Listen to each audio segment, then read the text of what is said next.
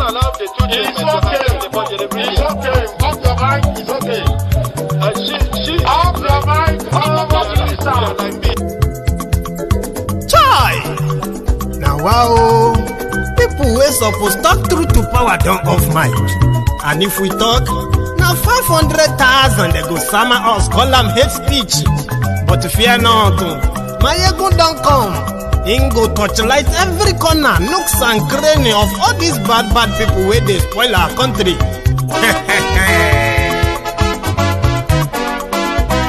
So my people make we loud, oh, yo. My ego don't come, oh, yo. My people make we shout, oh, yo. My ego don't come, oh, yo. My ego don't come, man of the masses, oh, yo. My ego don't come, oh, yo. My ego politico, my ego don't come, oh, yo. This one not the off in mind, oh, my ego don't come, oh, yo. And in the touchlight every corner, oh, my ego don't come, oh, yo. Okay, some people be they holla say they want the power. Chai, them be promise us say we go get light and power. Nah. Them hustle sote they can't get the power. But now they know they do anything with the power. Every day, dollar just they get the higher power over naira. Still them talk say make we off mind. But thank God say my ego don't come. So my people make you loud, oh, yo. My ego don't come, oh, yo. My people make we shout, oh, yo. My ego don't come, oh, yo. My ego don't come, man of the masses, oh, yo. My ego don't come, oh, yo. My ego die the politico, oh, yo. My ego don't come, oh, yo. This one not the off in mind, oh, yo. My ego don't come, oh, yo. Person where they do even no one make person talk. Them say that my egun, that man too they talk. He too they talk. Say my egun diary, he they hot like pepper. But every day then they take money in bulk. Woman picking they the street they hawk. Still them talk say make we no talk. But thank God say my egun don't come. So my people make you loud, oh, yo. My egun don't come, oh, yo.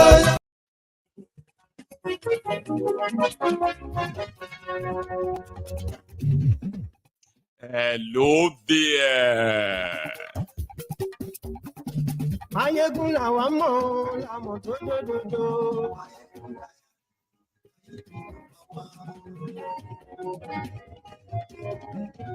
Mayegun la wa mo, la mo to do.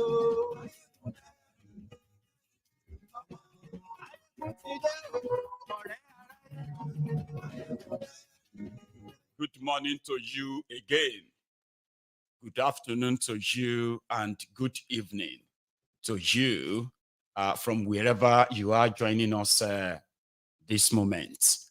It is Mayegun live again. As you are joining us, please, the first few steps of what you have to do. The first one is you read the caption of the broadcast, which is probably what's brought you here.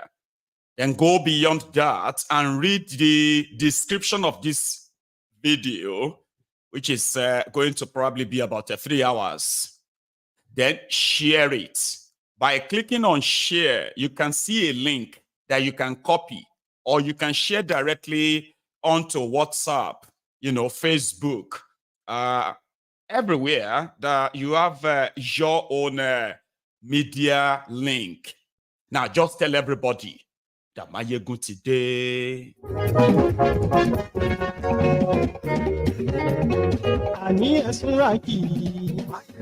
Live, my dear sister Celia, thank you.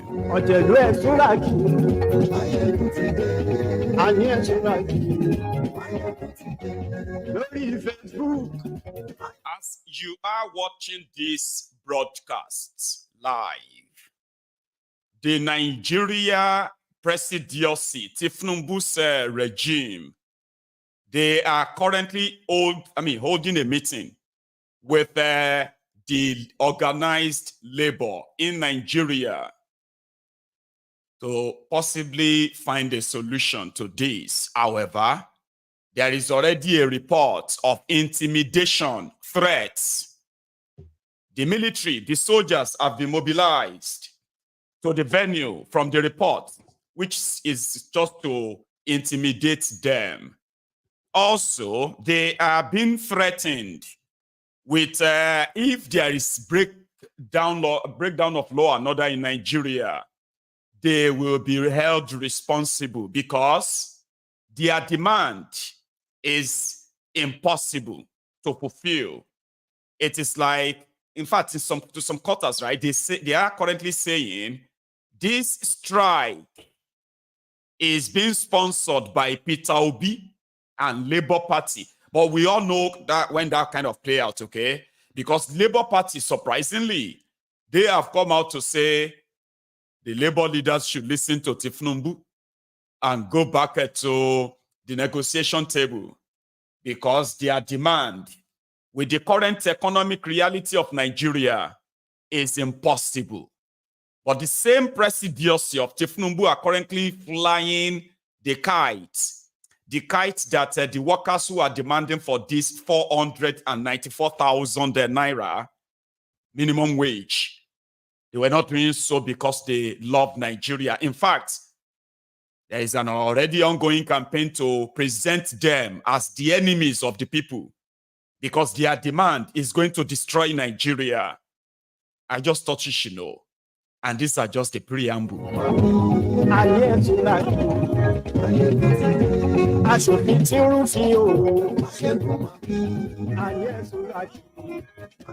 Nigeria, I don't know if I should use the word Nigeria is collapsing or Nigeria has economically collapsed.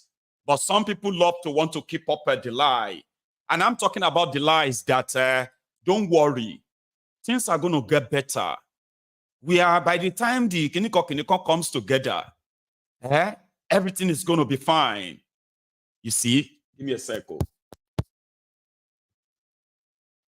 You see, those who are saying that, lying to you, makes it kind of like outrageous when somebody says Nigeria is finished.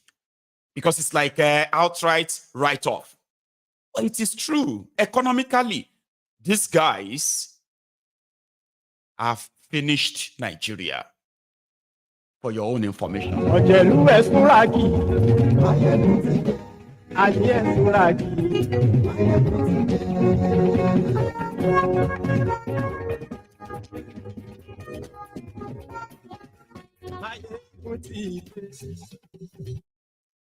Motide.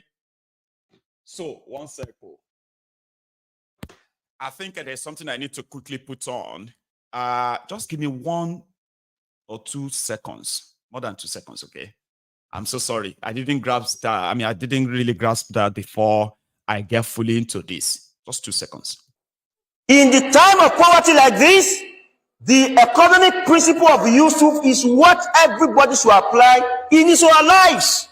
Eat little, save more. You don't know what is happening. Kese la anri lowo, makasakasa timbo. A dollar was just 800 naira or thereabout a couple of months ago. Now a dollar is over 1,000 naira. How much? We'll come back to that. I was fixing the mic. Okay. So so sorry if the audio was not as it usually is. Okay, so was rather. Let's get to it. Today is the day 1 of the declared industrial action by the Nigeria organized labor. Day 1. And for those who probably will be honest, it has been very, very effective.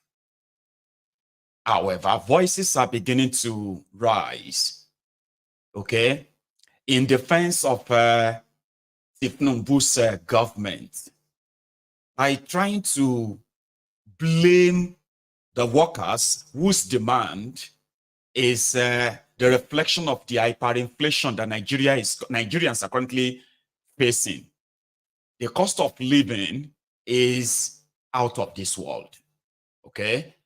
The other day, somebody was showing how many tuber of yams they bought for 17 pounds. And it was about like 8. So when they started putting the figure together, it came down to about 2,500 naira. In the UK, yam per one. Or in Nigeria, a tuber go as much as 4,000, 6,000 per one. To the point that people are no longer able to afford a whole tuber of yam, one single tuber. That the vendors, right, are now slicing tuber of yam to sell to few people. You don't have to buy a tuber. And that is the level of hyperinflation that the people in Nigeria are facing. Okay? Now, the workers said for them to be able to survive the economy that Thiefnubu created, they will need this 494,000. Then the Thiefnubu's government said, no, it is completely unrealistic. We can't pay it.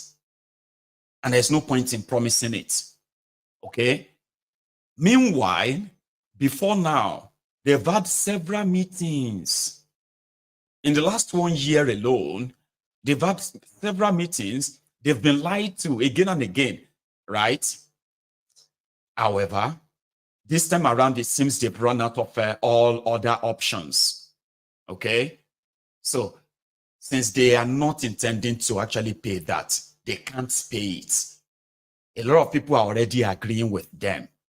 The Sultan of Sokoto has added his own voice by calling on the workers to think about the others. This strike is going to bring more hardship to people. Indeed, it will. I don't think it's going to bring hardship. It is going to bring inconvenience. People are already facing hardship, except if you are lying to yourself. What do you really think is going to happen when there is a strike and the whole economy is shut down? Kind of. You are not going to be able to see doctors, Abi. Oh, the hospitals are not going to function well. Are they functioning well right now? I get it. Things are bad. They are just going to become worse. Abi? But are things not worse already in Nigeria? And are those telling you that whatever you are facing right now could have been worse if not for them? So endure. Meanwhile, every now and then, it's like every AK day, every 5 days. Some said every 5 minutes. Your situation continues to go from worse to worse and to worse, continue to be worsened. And these guys are doing exactly the same thing they did that brought you here.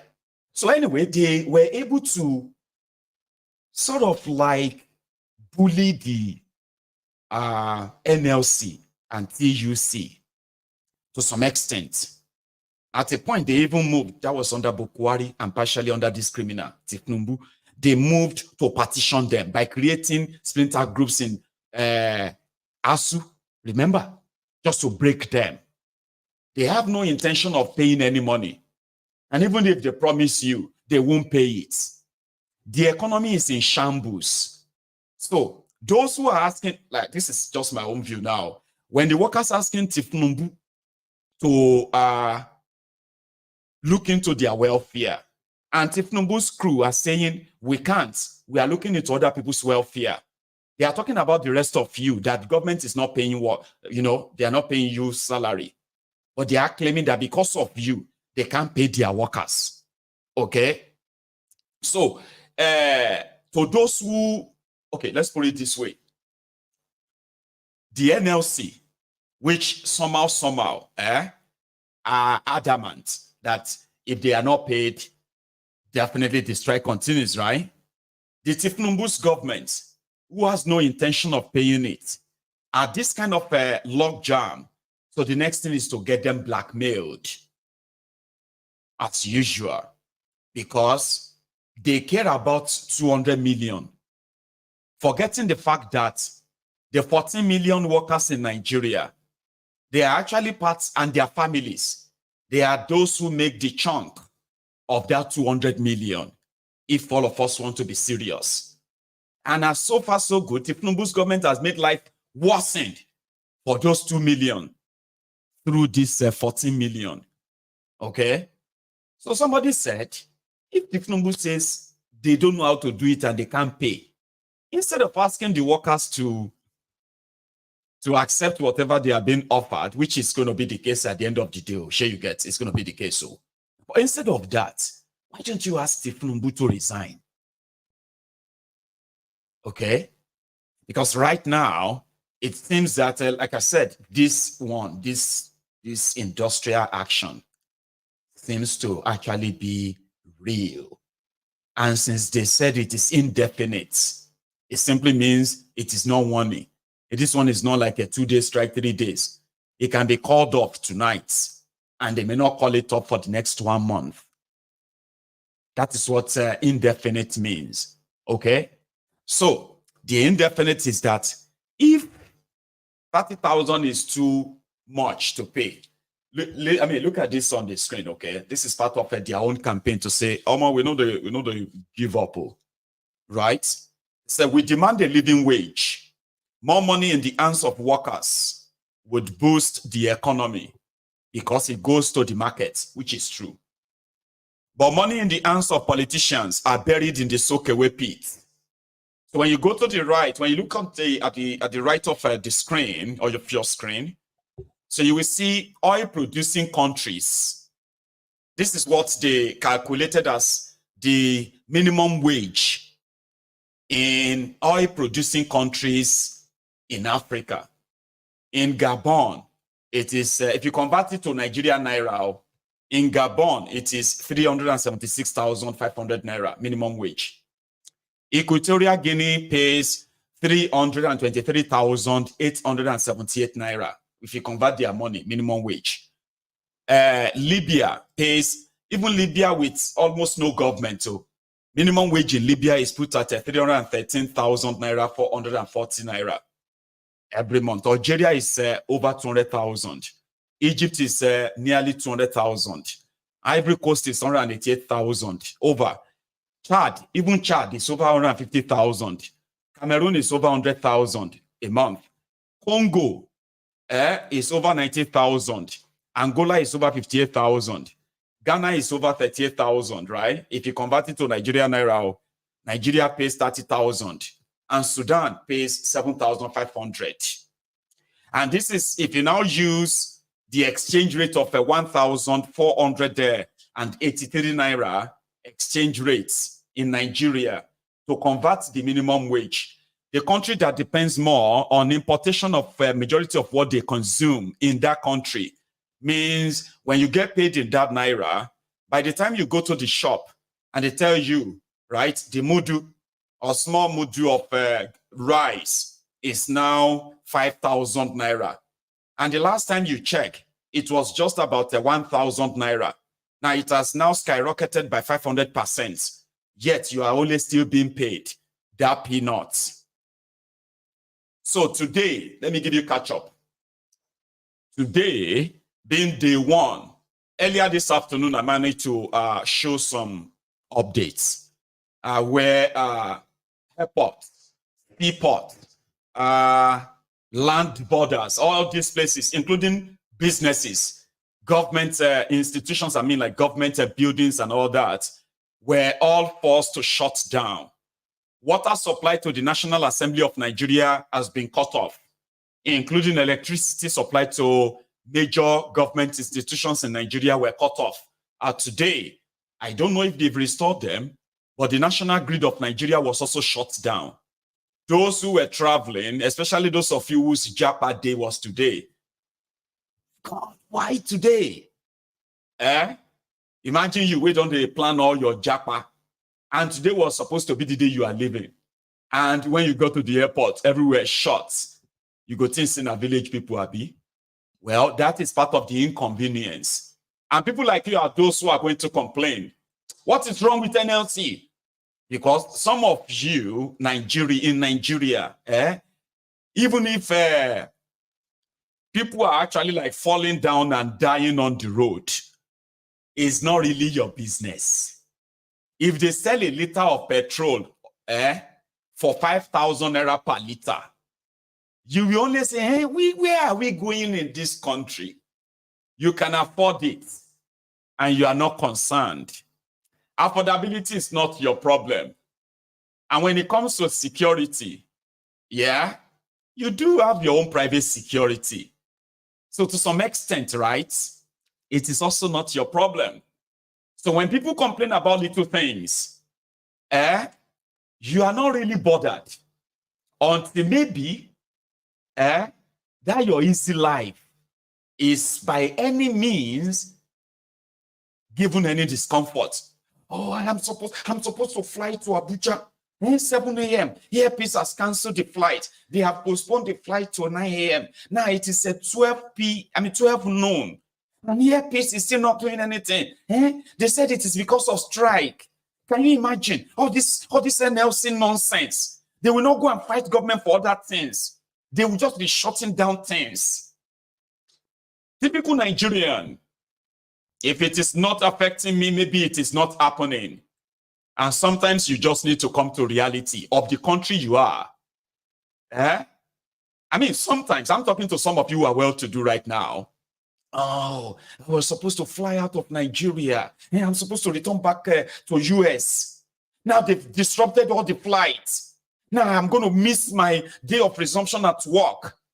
But right there, when you are in America, when you are in that London, when we are complaining and talking and exposing these criminals, the mismanagement and the destruction of supposedly a system that works for everyone. When we are complaining about that, when we are calling them out, right there in your bedroom in London or New York, I've been to Canada, wherever you are among those who are telling those zombies inside the contraption not to listen to us. Rome was not built in a day.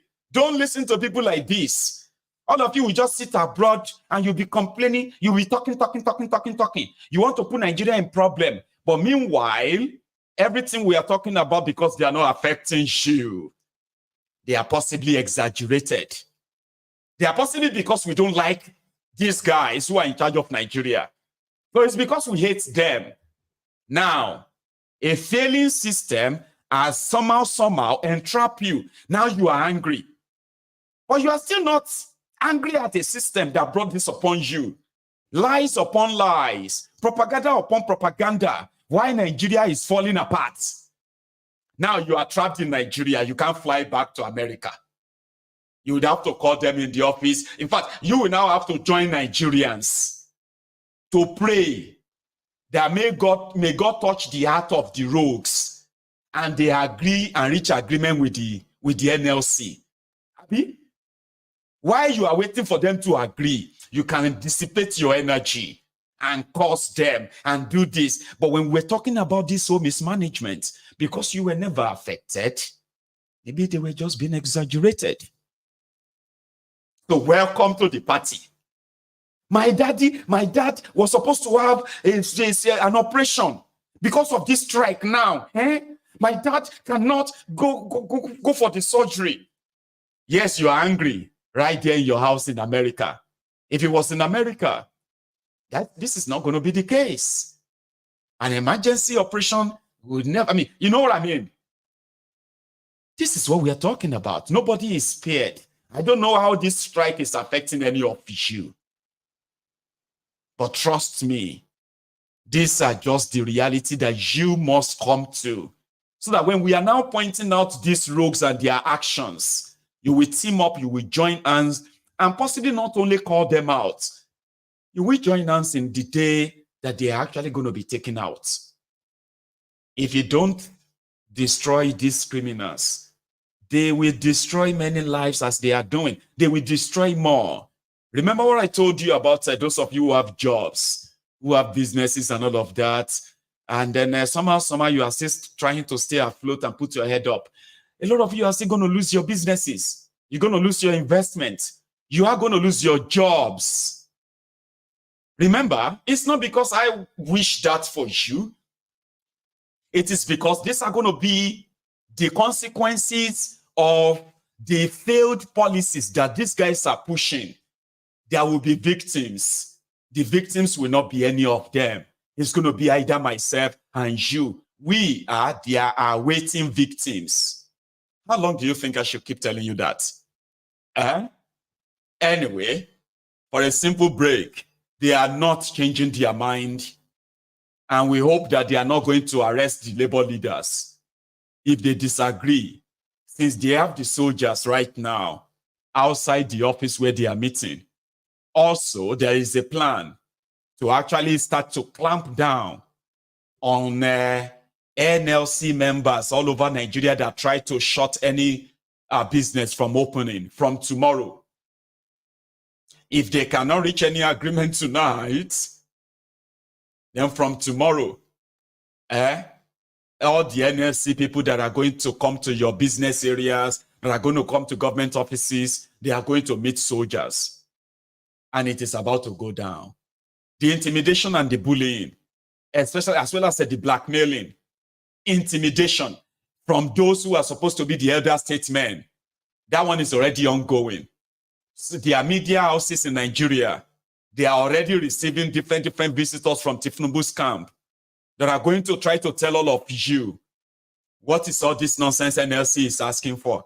How come? Is it because Thiefnubu is a Yoruba man? Get ready. Here is what the Minister of Misinformation, Idrisu, had to say today. Yeah, this morning also, or this afternoon. Thank you, gentlemen of the press. Welcome to this press briefing that is aimed at making a very passionate appeal to the organized labor. This is a heartfelt and deeply considered appeal to the labor unions to continue along the path of negotiations with the federal, state governments, and the organized private sector under the auspices of the tripartite committee that has been established by government to fashion out a new, realistic minimum wage for the people of Nigeria.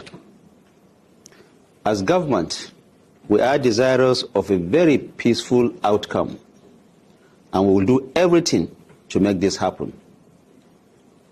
Yesterday, the leadership of the National Assembly met with the unions. Today, we have offered yet another invitation to the unions to meet with us and continue our discussions. We will continue to engage and continue to make ourselves available in the context of these negotiations on behalf of the Nigerian people. Let me make it clear that we are not opponents on this negotiating table. We are united by the fact that we want the best for the Federal Republic of Nigeria and all the over 200 million citizens of this country. We have a responsibility to strike a measured and realistic balance in this effort to arrive at a new minimum wage for Nigeria. Let us remind ourselves, however, of these very fundamental facts. The minimum wage is not only for the public sector workers. It will be binding on the private sector as well. This reality must be factored into all negotiations we enter into. As we have explained earlier, Labour's current proposal of 494,000 naira is an increase of 1,547% on the existing wage and translates into an annual wage bill of 9.5 trillion naira for the federal government of Nigeria alone. This, of course, does not include the subnationals and the organized private sector. This is apart from its cost implication to other sectors as well, as I've mentioned earlier. The federal government, under the leadership of President Bola Ahmed Tinubu, has put in place several measures that we have outlined severally. The new ones being the National Consumer Credit Scheme and the Nigerian Education Loan Fund. These are additional significant demonstrations of determination to bring relief to the people of Nigeria. We want the labor unions to understand that the relief that Nigerians are expecting and that they fully deserve will not only come in the form of increased wages, it will also come as efforts to reduce the cost of living and to ensure that more money stays in the pockets of Nigerians. President Bola Ahmed Tinubu is firmly committed in doing what is right, reasonable, and sustainable regarding these minimum wage negotiations.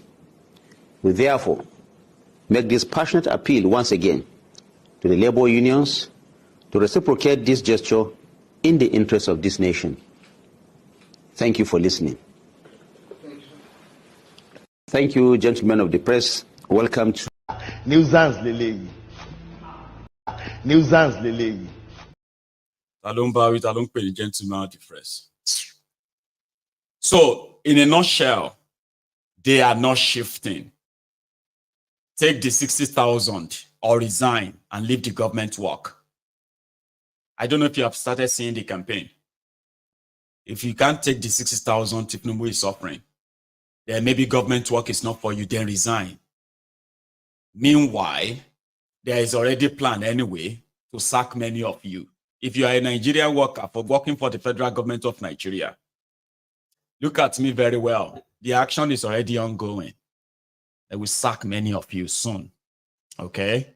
And now that 60,000 I will still want to have to settle for.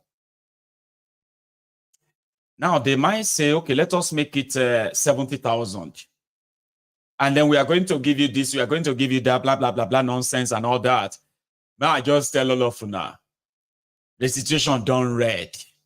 Nigeria is broke. You see these criminals, they are there to grab whatever they can before Nigeria finally officially collapse. Don't get deceived by all of their grandstanding. No. Don't. The only thing here is that some of you are asking for military to come and take over. You need to know something. For the military to come and take over, they will need the civilians to sponsor them. And not just that. They will also need assurance from their supposed international sponsor like America and the rest. All this you won't see. Now, I don't know what is in the corner or waiting in the corner for Nigeria. But all I know is that it's not something good. So I hope if the Ajero and his guys reject what Akume is going to offer them this evening, maybe they will ask the military to arrest them. Now, since it has become the culture now and tradition to use the military, the police, to intimidate your opposition, your opponents, run them out of town, or even accuse them of trump-up charges. Well, the military are learning the rope. And if you hear any announcement tomorrow of the military takeover of Nigeria in a palace school where no single shot will be fired, don't act surprised, you. The whole recipe for disaster, the recipe of intimidating everybody, bullying them and blackmailing them, and telling them and calling everybody enemies of Nigeria. Everyone who cannot endure all your propaganda, manipulation, and all that, you label them enemy of Nigeria. Then you bring in the soldiers to start killing them, harassing them. Well. Do not act surprised when the entire house comes crashing. I will report it. Inshallah, I will be here when that happens. As for Ajero, whatever they like, they can say. Whatever excuse they want, they can give. They are no longer going to be fooled. To him, it is only when it comes to the workers that Nigeria will be bankrupt. But it is convenient for a single person to go home with over 30 million naira just for being a rep member. Listen, that was the old price, by the way. In Nigeria, where Nigeria cannot really afford to pay our workers, take a look at this. In 1999, the National Assembly budget of Nigeria was at 2.2 billion naira. In year 2000, it was 29 billion, 29.5 billion. In 2011, it was 111 billion a year. By 2018, it has jumped to 139 billion. In 2019, the National Assembly of Nigeria spent 128 billion. By 2020-21, it was 134 billion. In 2022, they spent 139 billion. In 2023, which was last year, the Nigerian National Assembly spent 228 billion. And in 2024, they are already spending, which they intend to spend, 345 billion naira. This is the official budget, though. This is not part of the padded budget, where 7 trillion naira of fake projects were also inserted in that same 2024 budget. The money that is going into private pocket of few people. For example, Akpabiole is going to use 10 billion naira to buy 100 refrigerators for the people of his own constituency. He is also going to use 187 billion naira to construct street lights, 100 street light pole. When we calculated that, it was going to be at the sum, each pole, each street light is going to cost Nigerian taxpayers over 270 million naira per one. Now, this is what you call the padded budget. They put that in the budget. They're going to draw money for it. Okay? But despite all that, they officially have 344 billion. Each senator in Nigeria, without involving himself in any contracts, in any shady thing, officially, he will go home with over 55 million naira every month. And what does that mean? It simply means that a senator, without stealing, without anything, is officially allowed to go home every year with over 650 million naira. Not doing any other thing, or just collect what that is allocated to you alone. Don't participate in the fraud or dealings of, you will still go home under this Thiefnubu. You will go home with over 650 million naira as a senator. And as a House of Representative member, you will go home with over 420 million naira in a year. That is the annual salary of each rep. Annual, and if Thiefnubu increased that, in the midst of Nigeria is broke, guess what they spend their money on? The Nigerian senators claim that this is why they have to get paid this amount of money. This is old salary now. This salary you have on your screen is the one before Thiefnubu, okay? But just take a look at what they are collecting the money for. Their basic salary before Thiefnubu was 2.48 million naira, basic salary of a senator. Now, the senator will now collect 50% of that as hardship allowance, 1.24 million naira. He will collect constituency allowance, 200% of his basic salary. That's like 5 million naira. He will collect furniture allowance. Pay attention to the constituency allowance. So it is for them to go and do projects in their community or constituency, all right? But yet, they still go back to now write projects. You understand that now? In their salary of 55 million now, it is from that salary they were supposed to go and do projects in their constituency and senatorial districts. But no. They have carved out a different means of getting access or dipping their hands in the Nigerian Commonwealth. So they now call something constituency projects, which they now say each senator, each rep can now bring and add to the budget. That is where you have the 7 trillion of fake projects that is going to go into the pocket of so many of them from their different various committees. You get that now? Meanwhile, the constituency projects in Nigeria is part of the salary they are paying them. Now, let's continue. Take a look at this. They will collect furniture allowance, 300% of their basic salary. That's like 8 million naira. They will collect wardrobe allowance. They will collect recess allowance, accommodation allowance, utilities,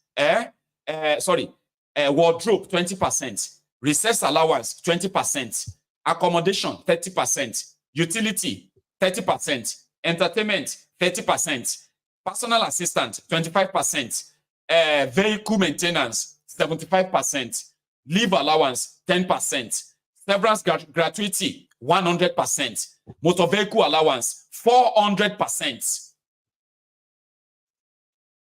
Now take a look at this. If your basic salary, listen, if your basic salary is 2.5 million as a senator, okay, and your basic, the law says they should pay you 400% of your basic salary for a car. What is 100% of 2.5 million? Another 2.5 million. So that makes it 5 million. Another 100% makes it 7.5 million. Another 100% makes it 10 million. Now, a senator is expected to be paid 10 million naira to go and buy a car. But guess what? Every month, a senator takes home over 50 million, which means every month, a senator is paid 10 million naira for car allowance every month for 4 years. Not just that. Then they will now write a budget where they say they spent 58 billion naira buying cars for themselves. They did not buy 10 million naira car. They bought 160 million naira car each. And this is not drawn from their salaries. It was actually money given to them by Thiefnubu when he gave them 250 billion naira from the supposed money they borrowed after they said subsidy was gone. Remember that when he said subsidy was gone, they went on to go and borrow 1.2 trillion naira. From that money, they were supposed to give you 80,000 naira, the poorest Nigerians, to cushion the effects of the subsidy removal. Then people complained about the 8,000. So they said, okay, we are working on it. They said they had 800 billion naira that they were going to share to the poorest Nigerians affected by the subsidy removal. But before they even gave a dime to anybody, Thiefnubu gave 240 billion naira to the National Assembly. At the same time, the same Thiefnubu gave over 40 billion naira to the judges, the Judicial Commission, just to appreciate them for what they did for him. Okay? And at the end of the day as well, they came back and they told us that they have given 25,000 naira to the poorest Nigerians and 11 million families have collected the money. Audio. So all of this are more or less the reason why Ajaero and his team do not believe that Nigeria cannot afford the 494,000 naira minimum wage. Hear him. Why are we scared when we say pay a worker 1 million? When those in National Assembly are collecting 16, 17, 30 million. So why are we so discriminated if you hear 1 million for a worker? So if somebody can collect 15, 16 million for a job, not even commensurate to the job that the worker is doing, why can't a worker get 1 million? The situation whereby you need a bag full of naira to get a handful of goods. So let nobody be scared about that. Unless it is cheap, the demand will have no end. And the minimum wage, we're going to insist for the review to be annual. Or else if you collect any money and the value of the currency is changing per hour, it will not make any sense and it will be illogical, to return that amount for the next 4 or 5 years. So these are dynamics of the negotiation. Do you understand that now? Now you can say all you want to, but they have just cause. Their argument is valid. And ordinarily, as much as, that amount of money is not realistic in the current Nigeria, but they should be offered something more realistic than 60,000 naira, Baba. Come on. 60,000 naira for a family of 4 in Nigeria. And you actually think that is right. You are evil. Madam? All of you, shame on all of you. We withdraw our support from you. I will tell you that you are not representing us. Look, it has gotten to that stage when you are chasing a snake will run away. But when you box it to a corner, it will face you. Nigerians, we are ready for you. All of you that you say you are representing us, your total emolument in a year, just 460 members of the assembly. Only 360. Your total emolument is even more than the salary that put together that the old workers in the country that are earning. So let us state it, that since you are not representing us, since you have already leave us to our fate, since you have jeopardized the issue of the workers, we are withdrawing our services en masse. And we say that from 12 midnight today, in Lagos State and across the whole country, Nigeria remain in total shutdown. All of you, shame on all of you. You get that now? So it was like, what's red already right now? Stop trying to sugarcoat it. All right? Come up with something reasonable. Some said, I like that too, Iruk. So Iruk believed that 1 million is a good start. And indeed it should be. In Nigeria, where the hyperinflation is already has already devalued that money in your pockets. Before you get paid, you're already in debt. And I'm talking about not just the debt of to say, oh, before I get paid, I've already borrowed my salary. You don't even have a salary to pay for whatever you think you might want to borrow. Do you understand? So they should be offered something. And if you, back in 2019, Omoyele Sowore proposed 100,000 naira living wage for an average worker in Nigeria. Some people laughed at him because to them, it's impossible. It's never going to, they can't do it. Now, that was when the inflation in Nigeria was around 17–18%. Even it's more officially now, okay? Their official figure. Okay, and then the food inflation was somewhere around there, 22%. That was the time you could still buy a bag of rice for 24,000, 25,000. Remember? Honestly, it's not like ages. This was just about 4 or 5 years ago. You could buy a bag of rice for 30,000. And all of us were just here like, oh more. Today, a bag of rice is over 80,000 naira, and it could be more tomorrow. All that these guys have been doing is just all talk, no action. But the real action they are taking are actions that continues to harden the situation for people. Economic policies that are totally outdated. And when they talk, you can tell, for those who have brains, for those who still have their senses intact, you can tell, are these the guys managing Nigeria? Let me give you one. This is Wale Edun. This is the Minister of Finance in Nigeria on this issue, talking about subsidy and if they had any plan. Listen to him. Will find their lives easier. Let me quickly jump in here, and I'd like to know. There's been a lot of debate as to the decision of President Bola Tinubu on the first day of assumption of office when he said subsidy is gone.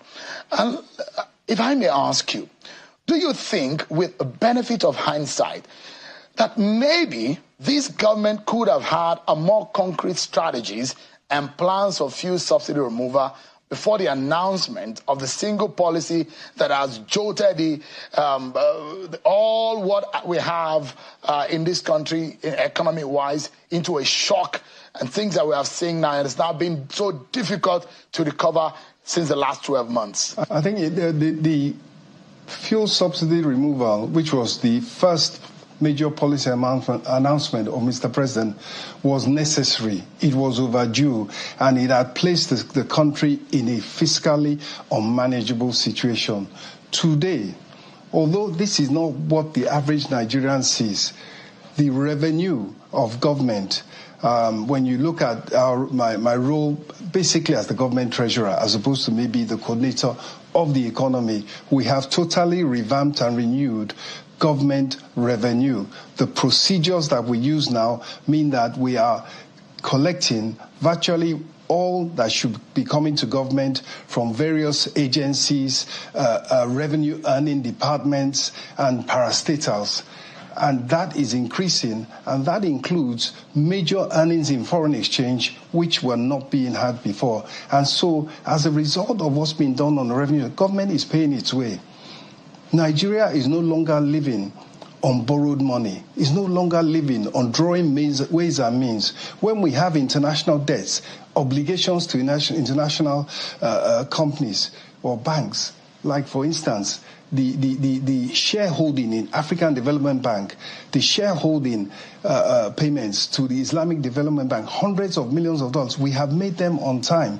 We have kept the reputation of the country intact, and that is ongoing. We don't expect. We have paid down 7.3 trillion naira of outstanding, overdue ways and means obligation. That is overdraft at central bank. And so the government is really put in place a robust mechanism. Nuisance lele. Olori Buruku is not just a nuisance, it's an Olori Buruku man. Do you understand what that means? An unfortunate soul and shameless too. Okay? He said, yes, they took the decision to remove subsidy because when they removed it, it has put Nigeria on a very good financial stand, okay? And he said they are no longer borrowing. Nigeria no longer live on the borrowed money. He said Nigeria no longer live on ways and means, the money from central bank. I mean, come on, man. Wale Edun said that on TV. It must be true. Abi? He is the finance minister in Nigeria. It must be true. Nigeria no longer borrows money or live on borrowed money. There are billions of investors now bringing in billions to Nigeria. So if Wale Edun said that, then it must be true. Abi, Nigeria no longer borrow money from central bank anymore. The printing of money. So if Wale Edun said that, it must be true. So is that not the symptoms of an unfortunate people? He's an elderly too, he's an old guy. Do you see why when people tell you to respect people because they are old, don't you think they are disrespecting you? If they ask you to respect people like that, people who look at you and possibly just assume you must be stupid to believe what he's saying, that the available facts contradicts what he is saying, but he's comfortable there saying it anyway. Baba, without me saying anything, say waiting this madman just talk now. Do you think that this guy deserves, or people like him deserve any kind of respect at all from anybody? It's an insult. Now, here is the facts from the fiction that madman is saying, and this is why when you listen to them, and then you are wondering, how come all these sweet things, all these good things they said, they are not happening, they are not working? Because if you pay attention, you must be stupid to believe what this guy says. You must actually be really, really slow. And that's okay. What is not okay is for you to be a slow person, a dull person, but still consider yourself intelligent. That is what is not okay. Now, here are the available facts, okay? Nigeria, number one, from their own report, Nigeria debt has jumped from 81 trillion to 91.7 trillion in the last 1 year. That is their own figure, but it's more than that. Thiefnubu has been reported to have borrowed over 20 trillion as we speak. Thiefnubu's government has printed over 20 trillion as we speak. Okay? And just last month, Kadobi Central Bank said in their own report, Central Bank of Nigeria's report, Ways and Means, 9.7 trillion has been loaned to Thiefnubu in the last 7 months by the central bank. But Wale Edun was there on TV. And I hope the economists and all of you who are businessmen and women in Nigeria, who possibly watches and listens to guys like this, you are seated there and you are watching that, and to you, do you not feel insulted? Like you are seated there, you are the people who run things, right? Whose businesses are suffering from all this, the cluelessness and the corruption of these criminals. And you are seated there and you are watching him. Do you not feel insulted? Do you not feel somebody who is a rogue, a criminal, insulting your intelligence there? Well, I think the workers must be right, in my own opinion. Today, excuse me. Okay, sorry. Tyler is live or something. Anyway, back to the streets. To the people in Kano. I think Kano and Kaduna. I put two clips together in this one I'm about to share now, okay? And this was what it is. This is what it was today. NLC strike in Kano and Kaduna, especially Kaduna Polytechnic. Now, what do you want to do that? You come down first.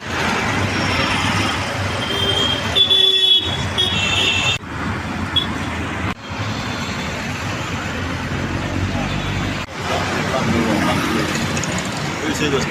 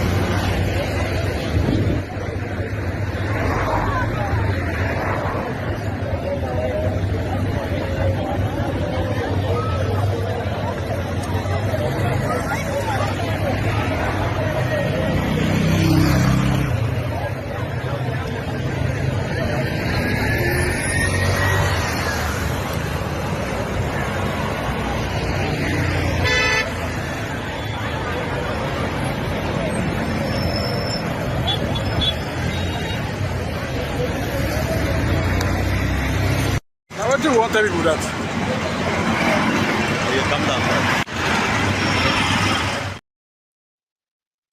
And in Lagos, which is I think it's called the LUTH, Lagos University Teaching Hospital LUTH, Idiaraba, I think, they too joined the strike, and they also ensure that the compliance of other workers too, okay, by shutting down the entire facility, not the entire facility per se, because they said emergency ward, emergency clinic, they were pretty much available for any emergency. That's what they said, okay? But let's go to Lagos. I'm Comrade Nambushi Betty, the chairman, Medical and Health Workers Union of Nigeria. I'm also the past treasurer, NLC. Well, most of pay you for years. When you get paid within 2-3 days, the salary is nowhere to be found. Is that not equal? The suffering is too much. Why will the federal government? They said round table, the NLC, the TUC, they have been, deliberating on this round table for so long. They didn't feel that they should be putting 200 today, 300 tomorrow, 500 the next day for a minimum wage. It is enough. Enough is enough, please. Enough is enough. For them to know where the truth is being sourced. Let them go. Let the Senate, the whatever. Let them put their salary on this minimum wage too, and let's see what will happen. Wow. Yeah. Let it go around. Let it go around like that. That is it. But on here, as my chairman has said, we have essential duties on ground. We have that on ground. But all others to go home, please. Thank you. We have been mandated by our national body that we should hold a Congress and proceed on strike. The Congress has already been held this morning. Our members have overwhelmingly supported the idea of proceeding on strike. Naturally, we being health workers, we don't like going on strike because unless it becomes the last resort, we don't, because there are things involved, we don't want lives being lost.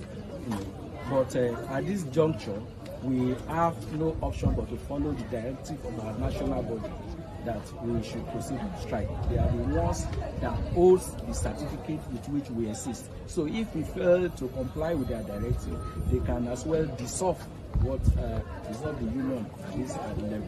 So we have no option. And having considered the points that have been raised, the members of the union here in Lasso, they have agreed that it's a just cause that we should proceed on this strike. And there has been a high compliance rate. We've been going around and people have shown interest in proceeding with the strike. And many of the people are not even in their offices. So everything is proceeding progressively.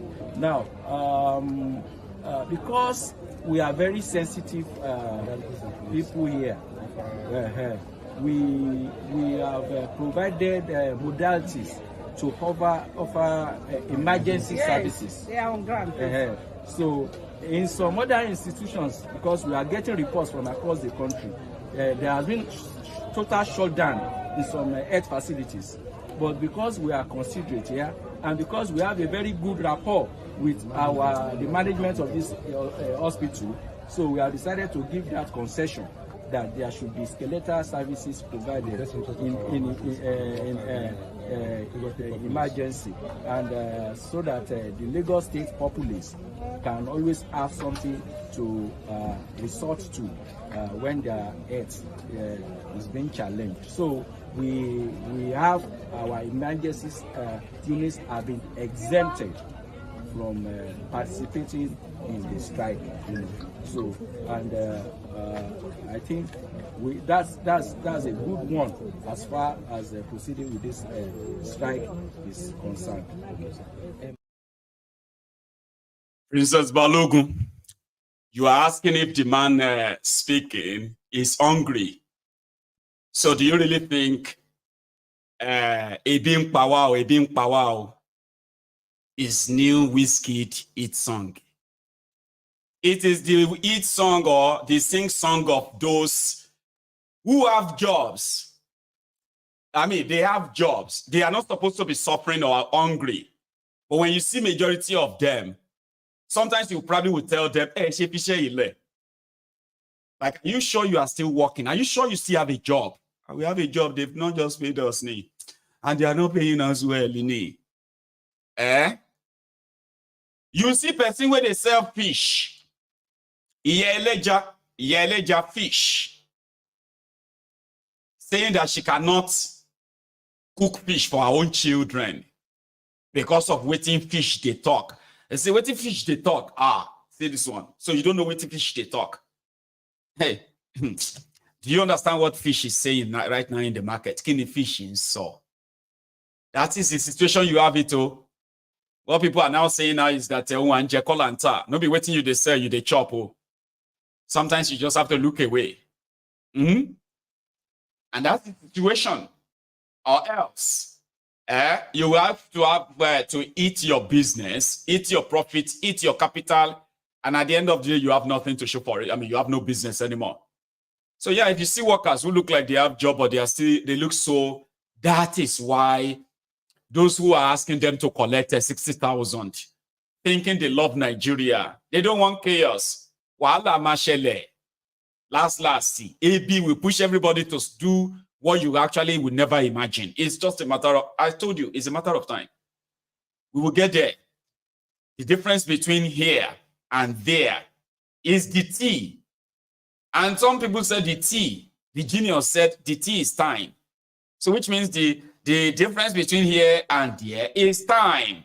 May them keep pushing now. You see somebody maybe labor leader, we they look hungry. It say easy. Imagine how the how the followers are actually coping. And that's what Nigeria has become, ladies and gentlemen.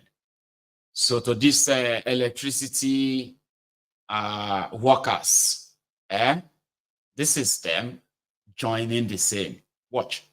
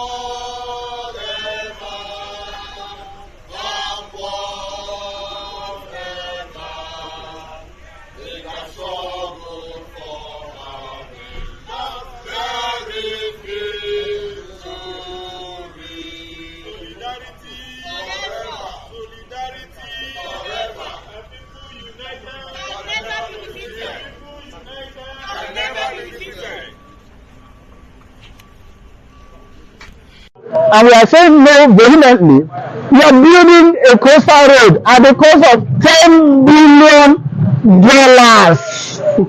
in a country where people are starving, in a country where hunger is the mainstay of the country now. People are dying of hunger. And we are building a coastal road, 15 trillion naira. We are renovating or building, finishing Vice President's house at 15 billion naira. We're building library, building park for our lawmakers who are already swimming in billions after we would have given them each 15 million naira to purchase their vehicles. And they want us to keep quiet in the face of this intimidation, deprivation. No, we can't do that. And I expect every reasonable and responsible Nigerian, whether you are law enforcement agent or whatever you are, to understand our pain.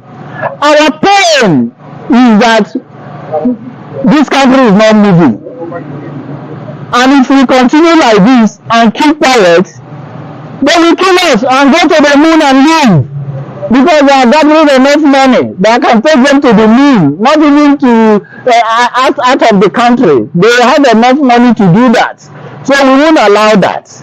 And until they realize that all of us own this country, and collectively we should make it work, while everybody should be taken care of at a minimum, we are not going to back down. Solidarity forever. Forever. No photo. That's what people are now saying now. NLC must not fold. TUC and the rest of them, they must not fold. However, the supposed finance minister are one of the best brains behind or besides Thiefnubu, the man that has talent. I'm sorry, he has eyes for talent. He has brains to discover talent. Wale Edun has this to say when Sheun kind of probed him further on this your Nigeria economy. I've been a Thiefnubu-nomic, or maybe in a voodoo economy. Listen to your minister. The people that are telling you that don't worry, everything is going to be fine. Just give us time. Everything will be fine. Listen to him. I like to tell you the truth. It's hard to convince Nigerians that you are indeed doing the right thing, considering the fact that Their lives are becoming more and more difficult by the day.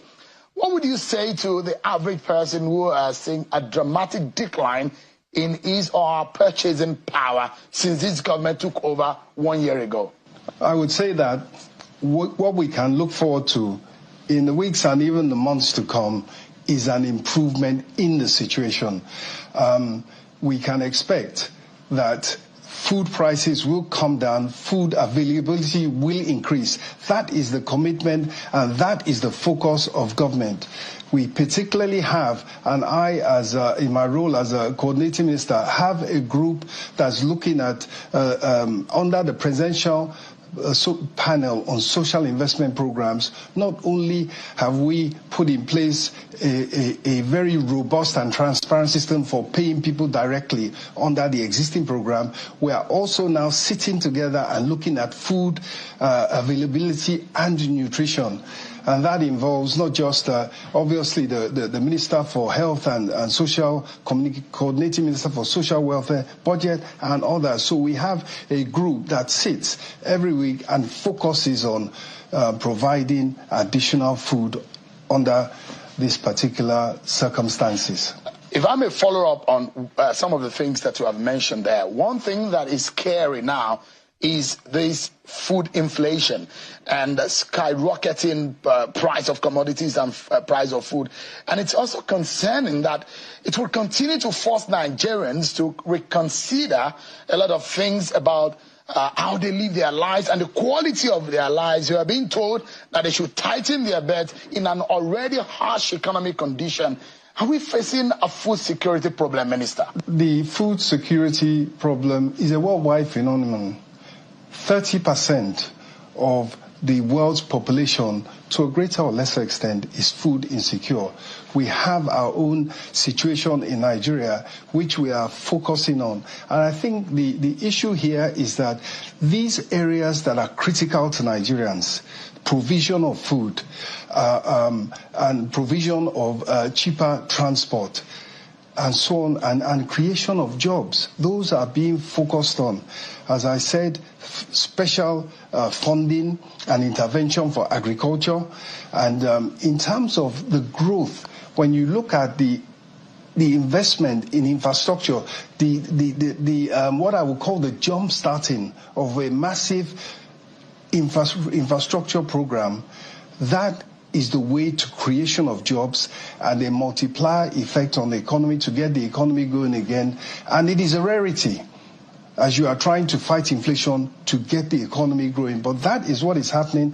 And the support that is coming is not just Nigerian businesses that are investing. It is also the internationally there is support coming. There is agreement generally that Nigeria is on the right track and that if we stay this course, we will beat inflation, we will get growth going up even more, we will create jobs, and people will find their lives easier. Let me quickly jump in here, and I'd like to know, there's been a lot of debate as to the decision of President Bola Tinubu on the first day of assumption of office when he said subsidy is gone. And if I may ask you, do you think, with the benefit of hindsight, that maybe this government could have had a more concrete strategies and plans of fuel subsidy removal before the announcement of the single policy that has jolted all what we have in this country, economy-wise, into a shock, and things that we have seen now, and it's now been so difficult to recover since the last 12 months? I think the fuel subsidy removal, which was the first major policy announcement of Mr. President, was necessary. It was overdue, and it had placed the country in a fiscally unmanageable situation. I don't want to get angry again, because the last time I was listening to that part, I was like, man, look at this old man. Now, you watching me, I know if you are among the, for example, if you are a Buhari did not to raise up your hand as I'm calling your names, because they are here watching us. Buhari Danes, Buhari Diderins, the Buhari Denotus, the Buhari Dijatus, the Buhari Shukus, the Ngozi Haris, the Oneka Haris, the ombud slaves, voluntary slaves, sophisticated morons, the bastard, the bad idiots, and the cyberbarians, by the way. So the Lagos Abobakus, the Oshogbo Alimajiris. If you are watching me, you yourself, be honest, oh, do you believe in what Wale Edun just said there? Like, if you want to be honest and you are not just like currently suffering your episode of mental disorder, which is exactly what you call the bad idiots. Would you go to bed tonight and just say, Wale Edun said, in the next few weeks, in the next few months, you are going to begin to see some changes, and then, yeah, you believe that, right? Yeah, enough to just pay all this keeping quiet and pretending, and somehow still having energy to speak or try to have strength to defend the Thiefnubu. By the time you see what they say, when the bedu enter body, chai enter body. When this bedu and now they actually say when this shege enter body, bros enter body. When this shege enter body, baba enter body. Even small pikin go scream, a being power. Oh, I swear. Some said maybe if that's going to be what will really sort of, what will reformat the brain of a lot of adults. In that contraption, maybe it's going to be a good thing positively on the other side, but I don't know. Poverty in Nigeria, hunger in Nigeria has been weaponized. And I saw somebody saying to Sheung there that he should stop screaming, because food is expensive now. If you go scream, you go get empty stomach. And then you go realize it no matter that much. But the point here is this. Would you listen to this? If you're an investor watching this, or if you have been those who actually made their money genuinely, would you take your money to an economy that this criminal is talking about? But people are packing up. Businesses are folding up in Nigeria. I'm talking about hundreds of millions of business investments in Nigeria. Hundreds of millions of dollars. They are leaving. So today, the Central Bank of Nigeria issued revocation of the license of Heritage Bank. And according to them, they have tried their best to try to not let the bank go under. Thiefnubu's government, in the last 1 year, they have destroyed everywhere. In case if you don't know, Boko Haram already destroyed what was called the leftover of the contraption. Thiefnubu is just like the Undertaker, the man that is coming to take Nigeria to the grave. That would have been Peter Obi. I promise you, if it was Peter Obi by now, majority of people would have agreed that Nigeria is not redeemable. Everybody just park. Fine, go back to your country. Sure, you get now, kind of.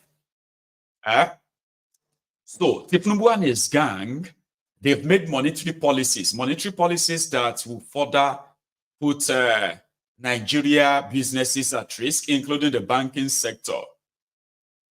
According to them, the banks in Nigeria will need to recapitalize very soon. Many of them have given out bad loans that they will never get back. And the majority of those they gave the money to, they were not businesses, they were politicians.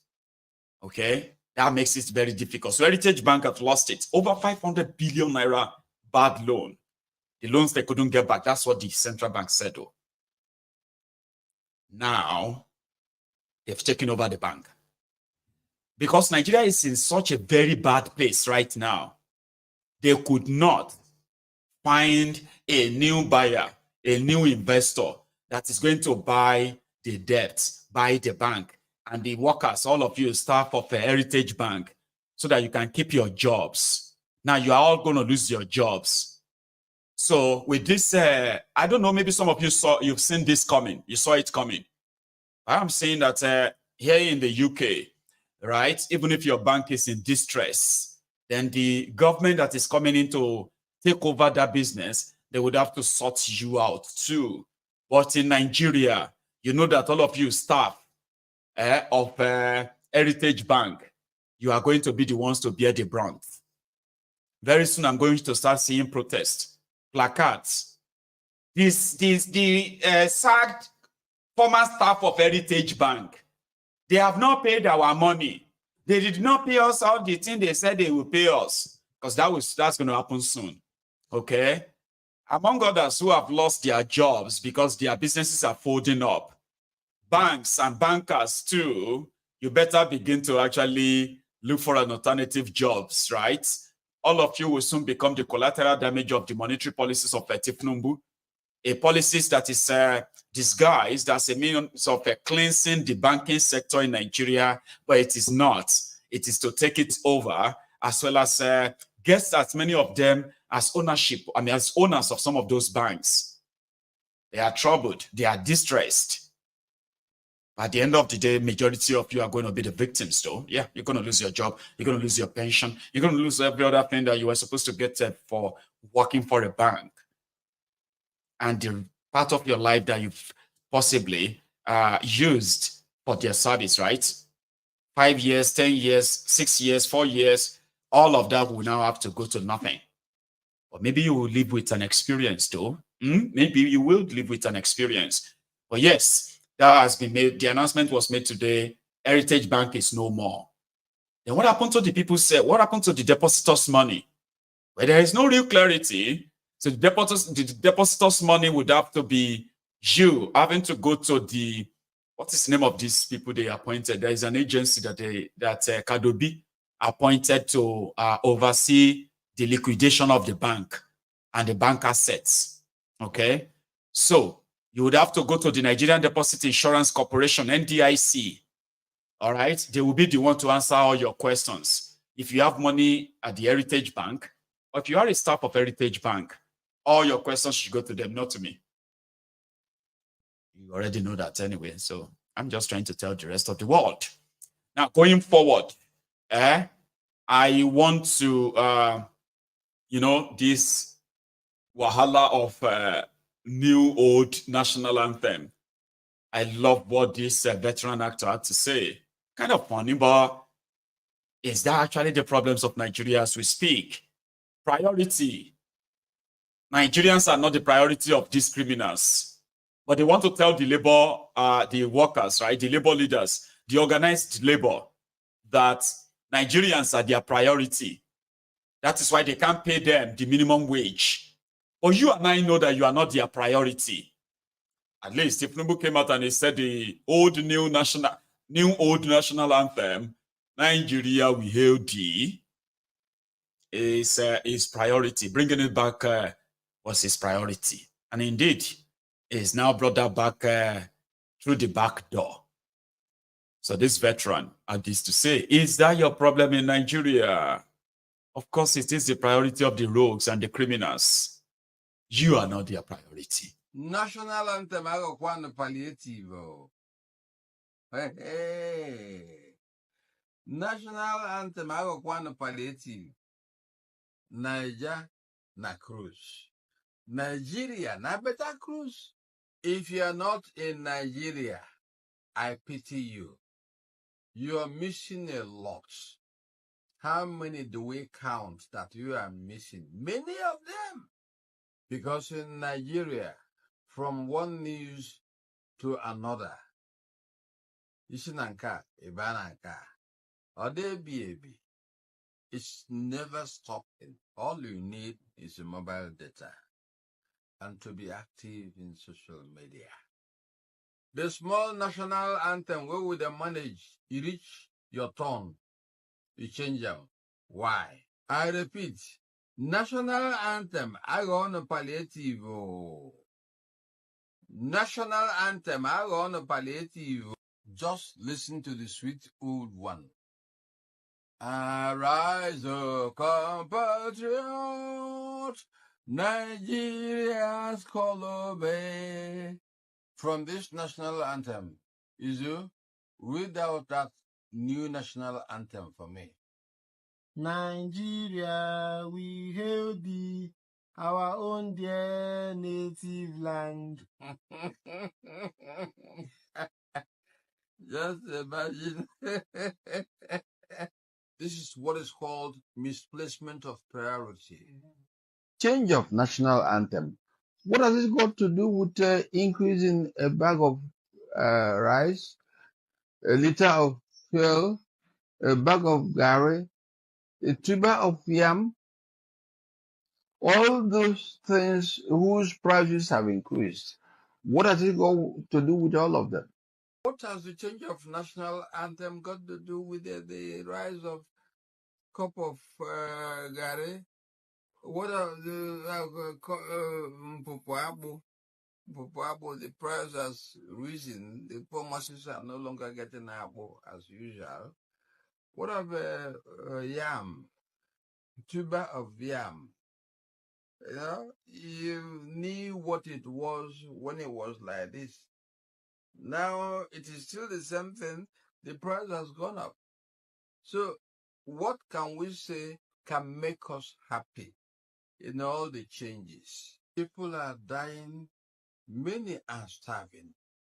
Yet we are channeling our energy into national anthem. Of what use will it be to you and I? No use. Look at roads. What of education? Are we going to eat the national anthem? Well, at this point, all hopes are on God. Let's continue working hard and hope on God.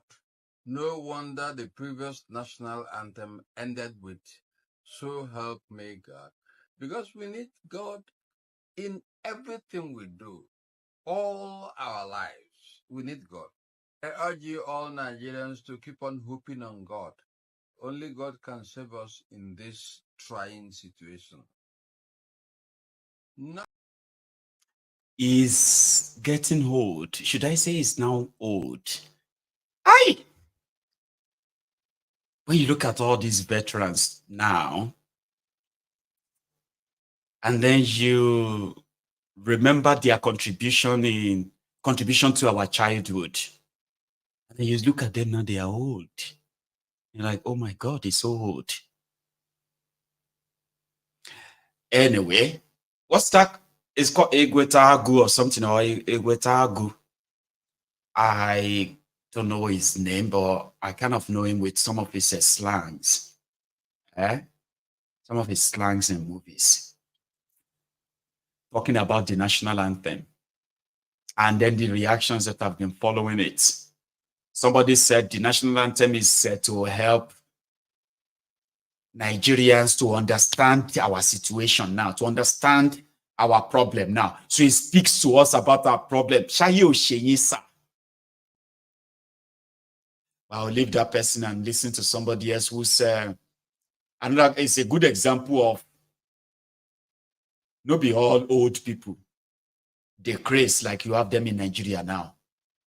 There are actually older people who are very much like intelligent enough to understand that all of the reactions of the young people in Nigeria today to the development in Nigeria is based on the failure of those in charge of Nigeria. The older criminals who will never want to take responsibilities. And yet they still want to be respected. Dr. Akpoki, thank you very much. I'm going to play his clip now and I want you to listen, okay? But I want to quickly ask us who are here, okay? Please view by any means. We are over 2,000 on YouTube as we speak, okay? But yet, less than 1/3 of us have actually really paid their own offering. So if you are watching me on YouTube or on Facebook, could you take a moment while you watch this video? Could you take a moment to go like the video now? Let's see if we can take that to 1,000 likes. Let's go get checked out. Dr. Akpoki. I'm strongly against the killing of any person soldiers being killed by civilians, non-state actors in Nigeria is not acceptable. Civilians being killed by military personnel extrajudicially is not acceptable. I detest violence. I detest people. It's against nature. Number 2, every separatist movement, liberation movement, agitation that started with military action has always been resolved on the negotiating table. Why don't people want to start with the negotiating table? It's because of pride, hatred, and misinformation. If Boko Haram fighters who are repentant can be inducted into the Nigerian army, why can't amnesty be granted to Nnamdi Kanu? If you grant him amnesty, you will douse the tension and the anger in the East. The federal government as it is today should not delude themselves that they can crush any resistance movement. History has not proven them to be able to do that. We've not been able to do that with Boko Haram agitators. We've not been able to do that with bandits, herdsmen, with kidnappers. We've not been able to do that with Yoruba nation agitators. They recently invaded a government house. Why would the government not call these people from these different regions, meet with them, find out their anger and why they are agitating, and then settle with them so that we can live harmoniously together? The third thing I want to say, if you break Nigeria into family units, the same character traits that we have will be in those family units. You are not going to import angels into Duduwa Republic, into Biafra, into Arewa Republic. It's the same exploitative oligarchs and elites that will still come on top and rule over you wherever you break to. The President General of a village died recently. He collapsed. About 17 million was seen in his house. Bags of salt were seen there. Bags of beans were already growing in his house. Dried meats were getting rotten. And there were so many poor people in that community that he was supposed to distribute things to. He did not distribute to. He died leaving them behind, rotting. That's how the mindset of the typical Nigerian elite is. Whether they are from Biafra, whether they are from Oduduwa, whether they are from Arewa, whether they are from minorities, the same greedy elites will emerge in every place. Let's think of how we can resolve and improve on the present system instead of going to destroy ourselves. Liberation movements are very catastrophic, extremely destructive, and the Igbos have a lot to lose. Remember the abandoned properties issue in Port Harcourt. Remember the deaths that followed during the Civil War. Okay. Before people begin to hate you, he is giving his own honest opinion here. You do not have to agree with him. I do not agree with some of that now. Okay. So, Esa, we are interested in trying it out. That's the point. We are interested. Enough of the gaslighting of what is going to happen to us if Nigeria break up. Dr. Akoti, when Nigeria break up, we will find out if the elites from all of the tribes, all of the ethnic, the regions, right, if they would usurp the people that are actually fighting for a self-rule. I'm talking about presently, they all want Nigeria. And they are doing everything to ensure that Nigeria never breaks. Now, we are now talking about a group of people who actually wanted their own countries, right? Do you really think if they finally fight to the point of getting it, they will then allow those who hunt them, those who jail them, those who killed them when they were asking for their own country? Do you think it's going to be easier for them to now go over and rule over them? It's not going to happen. So, doctor, I get you. One of the things that make a lot of people believe, and listen, there's nothing called the abandoned property in this manner. This is one of the things that some people need to remember, that you cannot use it on people. You cannot keep threatening people with, oh, you have a lot to lose. All your properties here and there. That is criminal. And that is typical Nigerian way. When a country breaks up, it doesn't mean people can't choose where they still want to live in that, that broken up countries. And if they choose to go back to their own country, they have the right to sell their properties. That doesn't make them enemies right away. Referendum is not war. It's not a call for war. It's not enmity. Older generation, you need to begin to you need to begin to unlearn a lot of things you grew up believing. They are not real, they're not true. And we want you to stop passing that on now. Stop telling us that we are going to suffer, we are going to be this, we are going to be that when Nigeria breaks. When minority, this minority, stop that nonsense now, okay? And stop telling us what you yourself were so afraid to try. You are afraid of failing, right? You are afraid of failing in a new place, in a new country where you have your destiny in your own hands. Elderly people, that you are afraid of failing, even though you are already failing in the one you are clinging on to, this contraption called Nigeria. But you want us to be more worried about the one you are so scared of trying. We know why a majority of them are scared. It is because Nigeria, it is still the one that is feeding some of them. Nigeria good, Nigeria no good. Some of them still depend on what they get from inside that contraption. If it breaks, that means some of them would have to start all over again. Something they are not used to. That is working for their own real, So, thank you very much, Dr. Akpoki. I don't want people to not like you, okay? Not on this platform. We like you. And I'm even contemplating of bringing him here to come and have him share this, pretty much brilliant opinions for the younger people.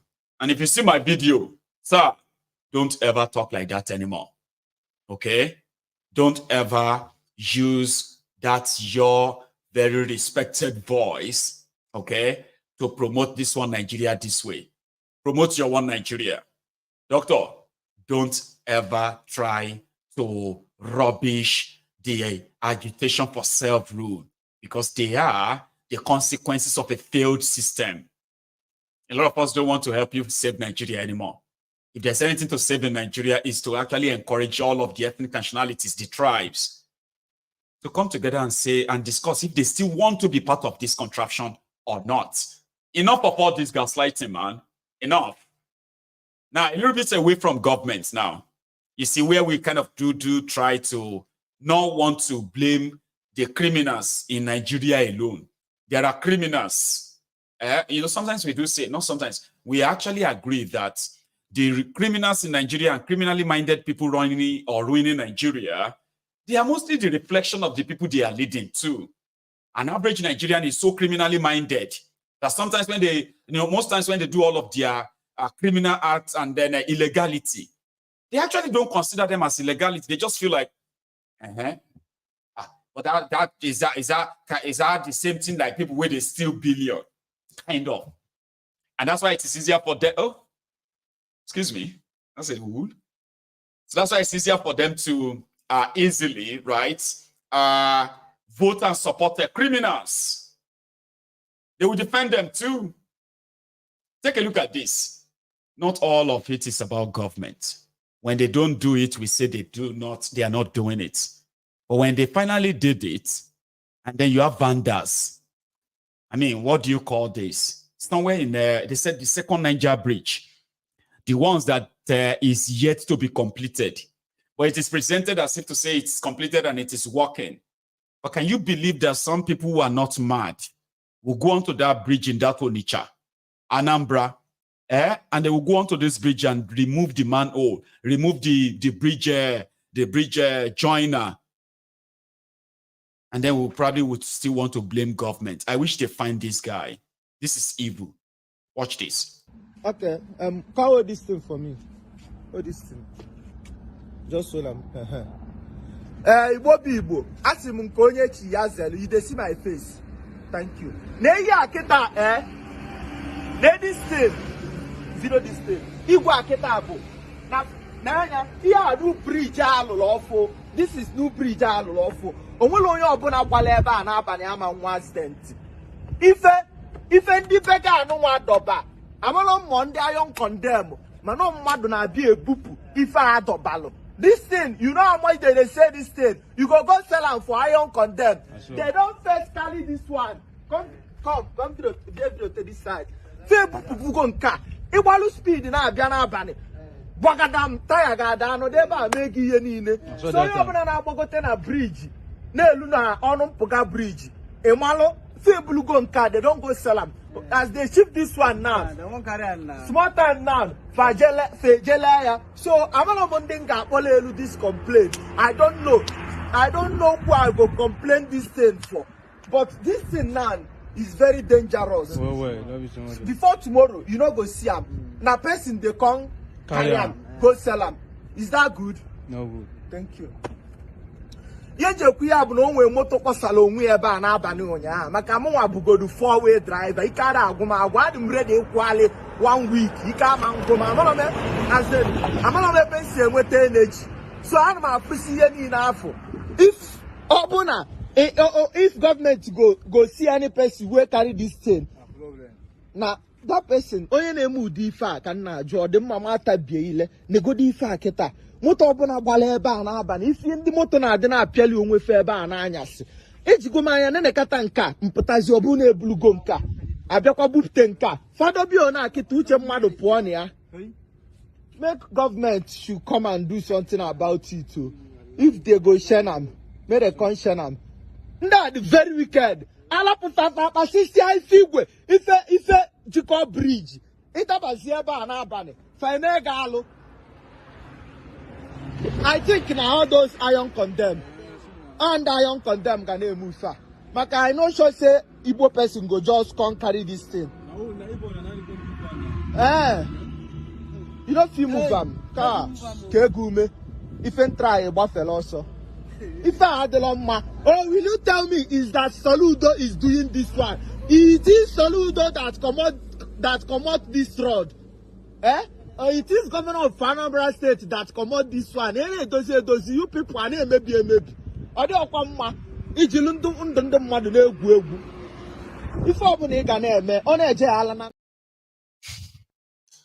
Putting lives in danger, and God bless you. That young man that made the video, he has raised awareness, and I can bet you that the government of Anambra and possibly other people that are supposed to be responsible for it are going to, at first, they're going to try and put a warning sign around there. So as at least before it is fixed, every road user would know about the danger ahead. I have seen where iron condemn, they call them, they've removed the railings on newly constructed bridges, even roads. Then the next thing is that who actually takes all of these things from them? That they can't see this one is not a iron condemn. This is proper government, infrastructure or government property. Anyway, finally, I have this Thanksgiving clip from Fubara, where he's doing his 1 year Thanksgiving service, 1 year in office. So he had a few stories to share, okay? And afterward is when we will kind of possibly take calls. Again, I want to say thank you to all of you who responded by going on there to add your own offerings by liking the broadcast. But that has only gotten us straight to 700. I actually thought we could get to 1,000. This is a long watch, okay? You can use all of that time to go and help me share, like, and even subscribe onto my channel if you enjoy this.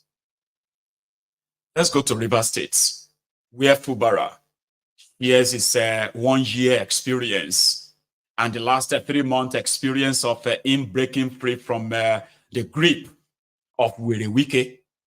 He said many of his guys didn't believe they would even spend a year in office. But here they are. Watch. Don't also forget to mention especially the service commanders that have always been with us to help us maintain the peace that we're enjoying today. I don't want to lean on the protocol, but I do recognize everybody that is here that has come to support us this special day. Let me also recognize our fathers in the Lord, the Dean of the Anglican Communion, and your brother bishops that are here. Also, our royal fathers, especially, that are here to support us. Gentlemen of the press, ladies and gentlemen, this afternoon, I honestly do not want to say much, but just to tell the world that I still do not believe that we are marking 1 year in office. It's the truth. Some 2 months ago, nobody would believe that we'll be seated here to say, God, thank you that we were able to navigate this troubled water to this point. So it's really important and special that we say today, everything, all glory, all honor will return to God, who has made this day possible. You won't understand. You won't understand. I can tell you on good authority that even before we started this program, there was every plan to frustrate us. But to the glory of God, we're all gathered here to say, God, thank you that you carried us, you led us to this point. In fact, we have only one song, and that song is to God. He said, from the beginning to the end, there is no place for argument. You are God, and God by yourself. From the beginning to the end, there is no place for argument. God is God by himself. Nobody takes the glory of God. Please, choir, is it, those band, can you give me that song?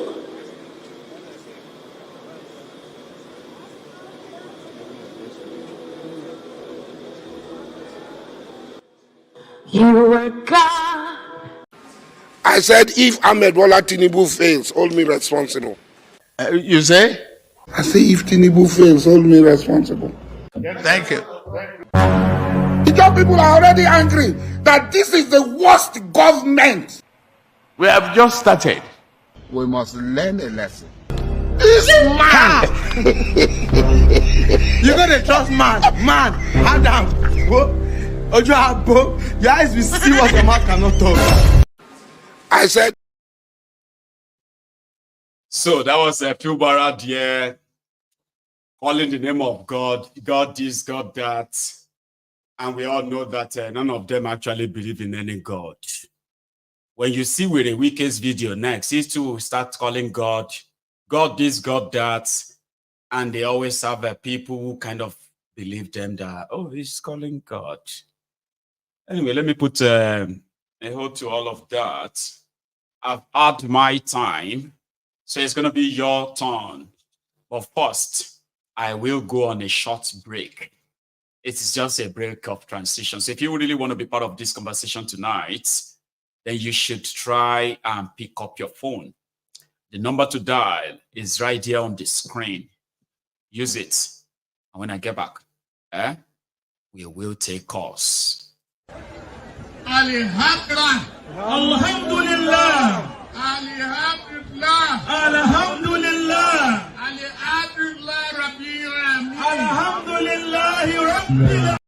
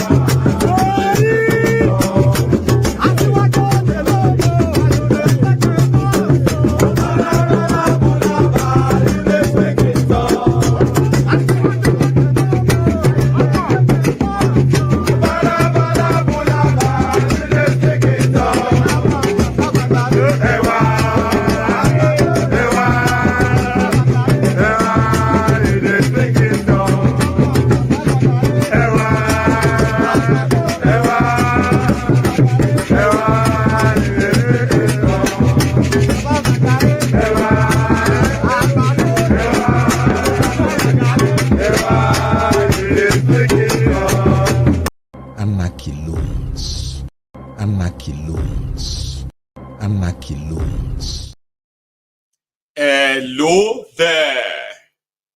Mayeku, the general. Yes, sir. The general overseer. You know what, Mayeku? Tell me. I managed to get hold of you today, man. You know, to get As hold of you caller, on the line.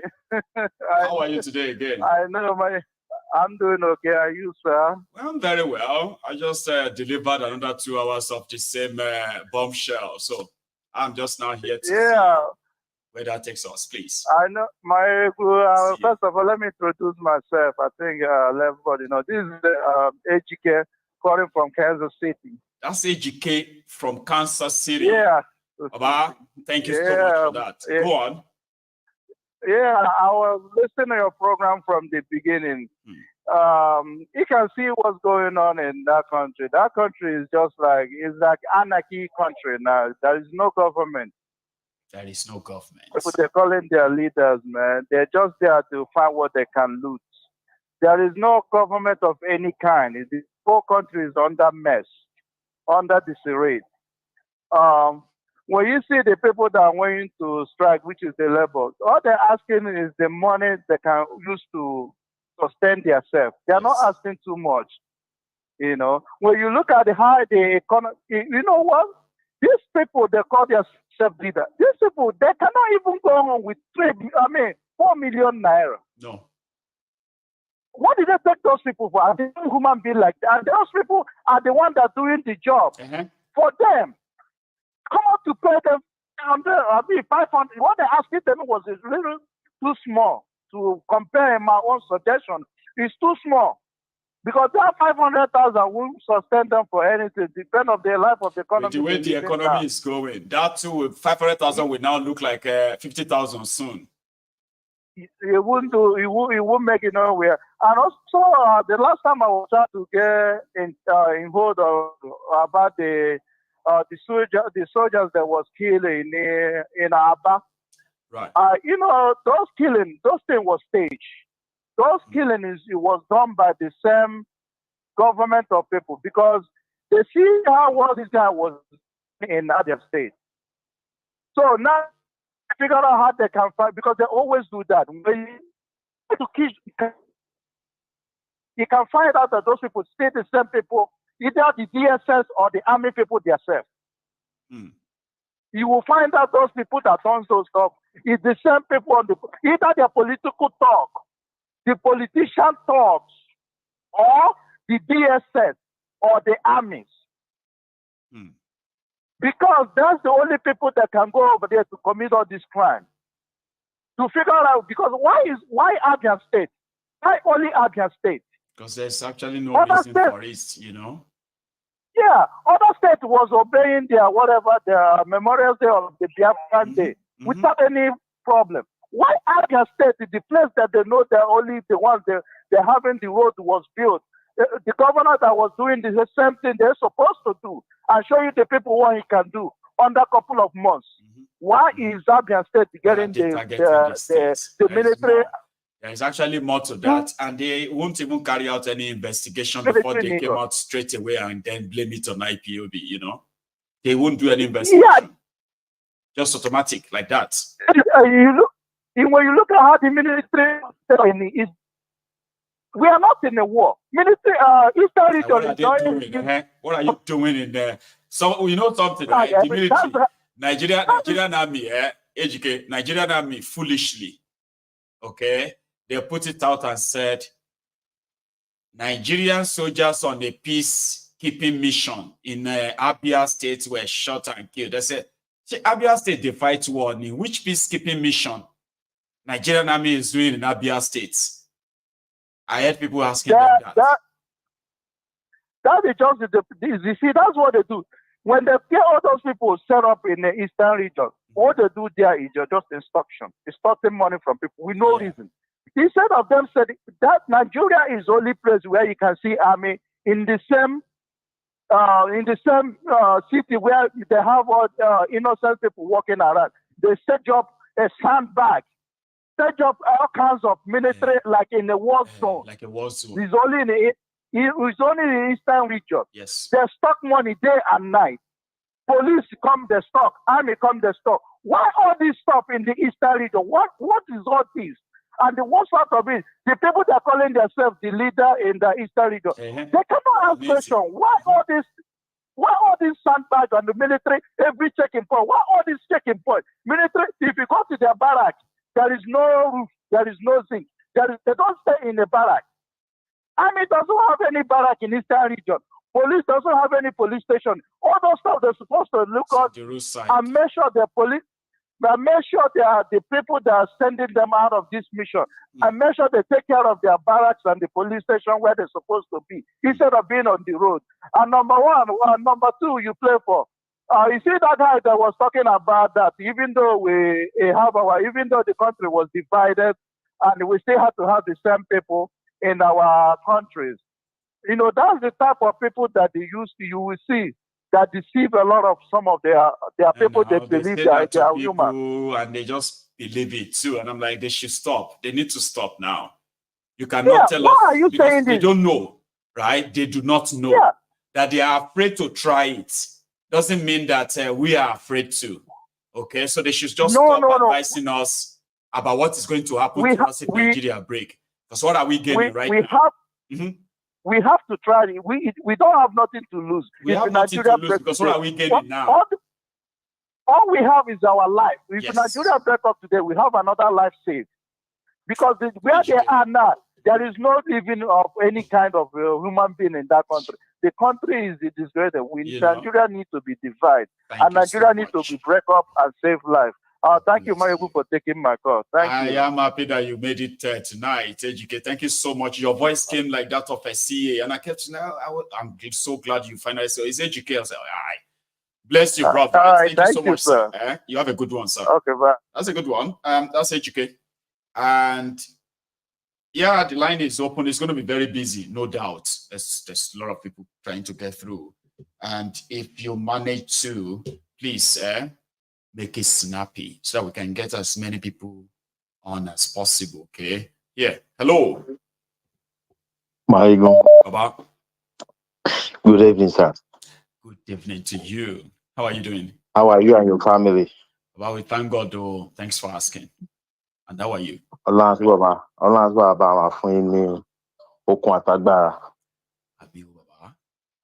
I so much cherish you. Thank you. We can't thank you enough. Thank you for being my spokesman. Thank you. Nigeria has gone beyond repair. Everybody knows that. Where every single, you see the way Nigeria is right now. The best thing for us is just to scatter everything and restart it all over. We're going to see it later. Yeah, let's find out. But someone sitting down somewhere gaslighting us that we should just be circling around. It cannot work. No. We see the way the country is right now. Everything has gone upside down. We don't have much to say, but Maigo, thank you. There's something I really appreciate you about. You speak different things every single day. And it doesn't take too long for someone to sit down and say, oh, this person is lying. Ọlọ́run wa ní gbaṣọ yìí tó wà lára ẹ̀ Maigo. Ọlọ́run ní gbaṣọ yìí tó wà lára, because when I see you, look at the way that man just spoke right now. You cut him off right away when you see it's not making any sense. There are some people that they don't have to tell us this person is speaking at the back of his mind. Like, please it's just so ridiculous. Go there. If you don't have too much knowledge about it, if you can't help us, okay, then please don't scare us. Stop telling us what's going to happen if Nigeria break. We want to find out because we have nothing. We actually have nothing now that we can say we are going to lose, Baba. If Nigeria break, he has gone beyond where he's supposed to get to. I'm telling you. Honestly, Baba. Let me share just few experience with you about all those students now. Please, sir. There is one. I have a few cousins I sponsor in school. One of my sister, his mother now called me yesterday crying. I said, "Why are you crying?" He said, "It's about her daughter." I said, "What happened?" Do you know, Michael? She told me her daughter borrowed more than 20,000 from my classmates. I said, "A male or a female?" He said, "A male." I said, "Okay." So when it's time for her to pay the money back to that guy, you know what the girl did? What? She told the guy to come and they arranged to go somewhere and have a good time. Like paying him back in kind, not in cash. In kind. So listen now. So after the guy finished now, the guy now said, "Okay, so when are you going to pay me my money back?" The next thing the lady will answered, it was a very young girl, about 15, 16 years old girl. Oh dear. So I just give you your money now in kind. The boy said, "What?" 120,000 for one round. 120,000. I know. So when our mother was crying, I said, "Well, that's the country we find ourselves. This is the same girl I give upkeeping money every month. That means she's not content with whatever she's getting." No. You know? So she has to go extra mile. Then I asked her mother, what did she use the money for? She said she used the money to do a pawn skill. Put the money somewhere. They said they will double the money. I said, you see? Ponzi scheme. As young as that lady is, she know what money is all about. Yes. When all she's supposed to have done was to do education. Yeah. Then I said, well, in that case now, I need to talk to her. Because there's no point of using my own hard-earned money, paying her school fees, and she go another way around. But if the country was good now, the only thing the girl's supposed to be thinking about is education. Education, Baba. Because at that moment, at that stage in life, kò sí nǹkan mi tó yẹ kó wá láti ọpọlọ ẹ̀ ju pé okay o, bí bóun ṣe máa pass exam tó wà wájú o. Afterward, you know. But now she sees some people living a lavish lifestyle beside her, and she wanna mingle around them, and she tells, okay, let me go and borrow money to go and double it. And also, so that's literally found ourselves. The society that all these children are exposed to today. This is a society where they see some of their uncles, aunties who have graduated from schools for years, still jobless, poor. Then they are seeing these days that education is almost like nothing anymore. If you can sell your body, that's what they are being exposed to now, Baba. And you also know that these are this you said 15 or 16 years old, right? That simply means this child is from this Indomie generation we are talking about that Nigeria has no plan for. They never plan for them. And they are here. Exactly. Now. But look at 16-year-old so engrossed in money. You see, I cannot even think about. I said, what could have led the girl to the point that she feels like, okay, since this boy is asking me for his money, let me lure him to this. Let me lure him to this place to have sex with me. Then I will tell her. I will tell him I've paid you. A 16-year-old girl. A 16-year-old girl. There, son. It is. So, like I said, I'm going to have a serious talk with her now. But that's by the way. I just say, let me share my experience. This is what is going on in that country. It's very bad. There's so many stuff we can't talk about. Just like you said just now, I spoke with people in Nigeria. As a matter of fact, I'm unlucky because tomorrow morning I'm flying to Nigeria. Oh, bless you. Just stay safe, sir. You know that. I will. I mean, just like I will just sitting down. I'm not making that decision of going down there, but I have to because I have something important I need to go and do. Just like we said, I've made some silly mistake investing in that country. Me going there now, I want to go and dispose whatever I can dispose. And if I can say bye to that country for now, I will. Because when you talk about it, you understand? Michael,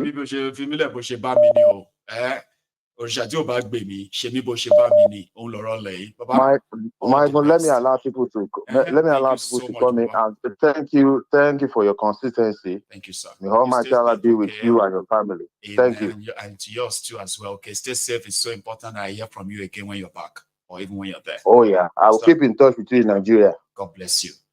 Nice one. Indeed, there are so many factors that will make you understand why a lot of people in the diaspora actually really watches Mayegun's Diary Political. It is the closest next thing to understanding what is going on in Nigeria, especially if you are not in Nigeria. And like he said, reliability. You see, when you have to, I come here every evening and I don't talk about one issue twice. I do not come here to repeat any topic. Just once. We treat it, we trash it, because by tomorrow there are lots of happenings that would have happened again. And there will already be awaiting victims that are supposed to be reported too. Consistency and being very, very open and sincere. That's my policy. And people who have been following this platform for a while, they've ended up having to confirm almost everything that they hear from this platform. So that gives this platform a credibility. You won't believe it. Some actually plan going to Nigeria based on what they hear from this platform. And they came back to say it has helped them a lot. Instead of them entering Nigeria and then facing this kind of shock that could have thrown them off balance, Mayegun's Diary Political helped them to understand what they are going to face. And to some of them, when they come back from Nigeria, they do tell me, Mayegun, you are not even having access to 20% of what is going on in Nigeria. If you did, a lot of your viewers and followers will probably never believe too. Like you'll be wowed. Which means whatever you hear on Mayegun's Diary Political, even if it's appearing like it's too much for some of those who can't take it, I am not even reporting up to 1% of what is happening in that place. Imagine the 99% that I'm not reporting. But yet the 1% has been so helpful.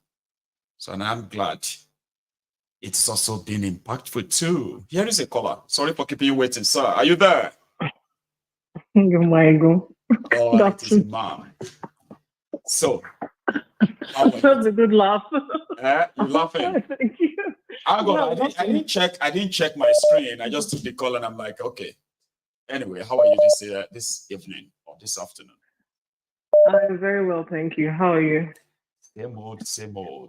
But I can't complain though, right? We have to thank. Well, we have to thank God now. Abi, what will you do? You know.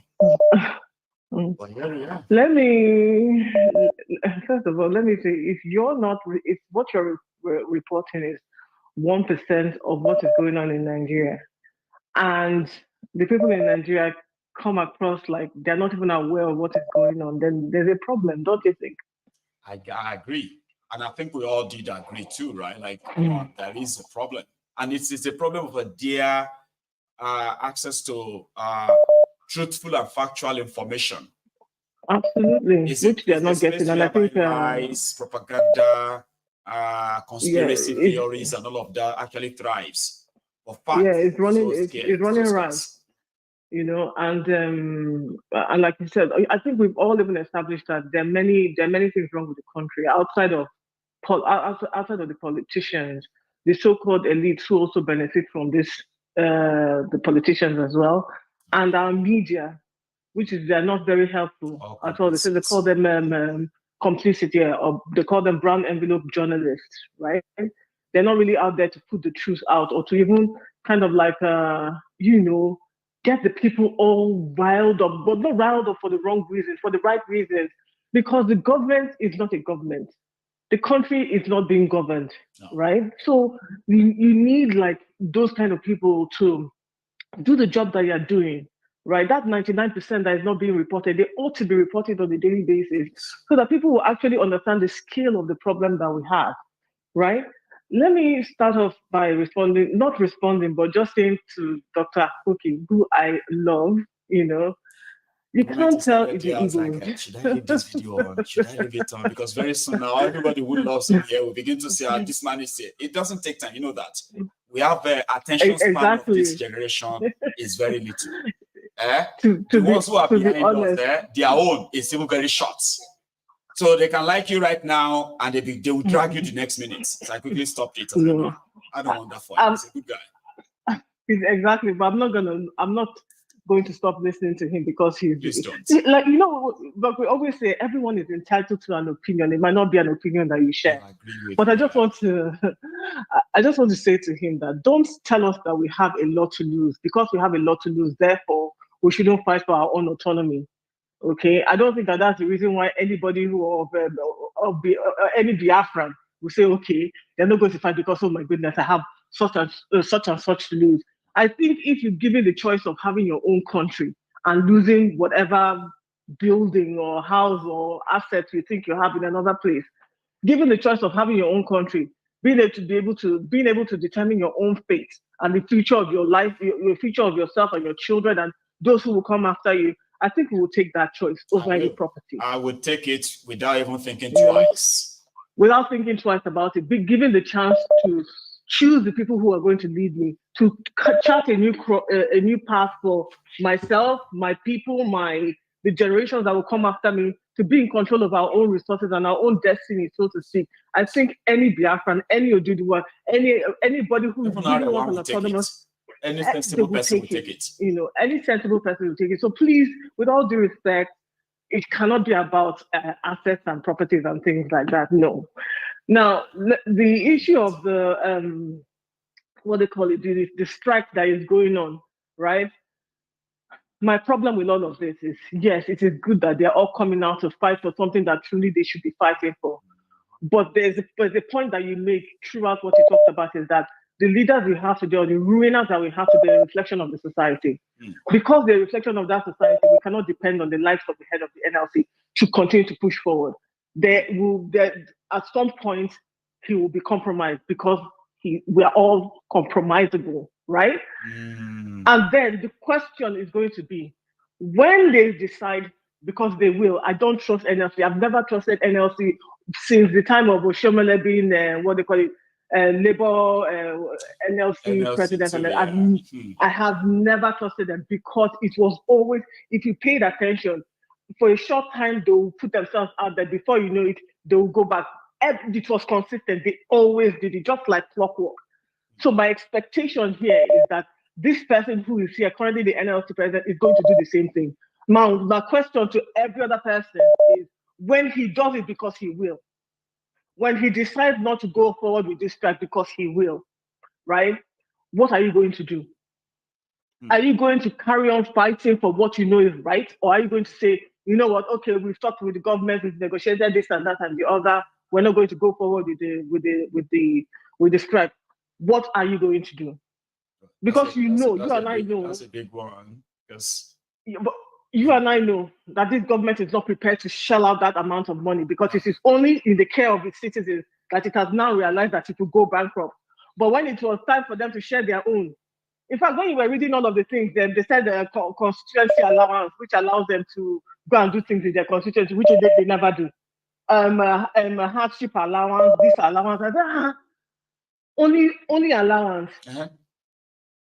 And the ridiculousness of it is that the amount of the percentage that they allocated to those allowances based on their basic salary.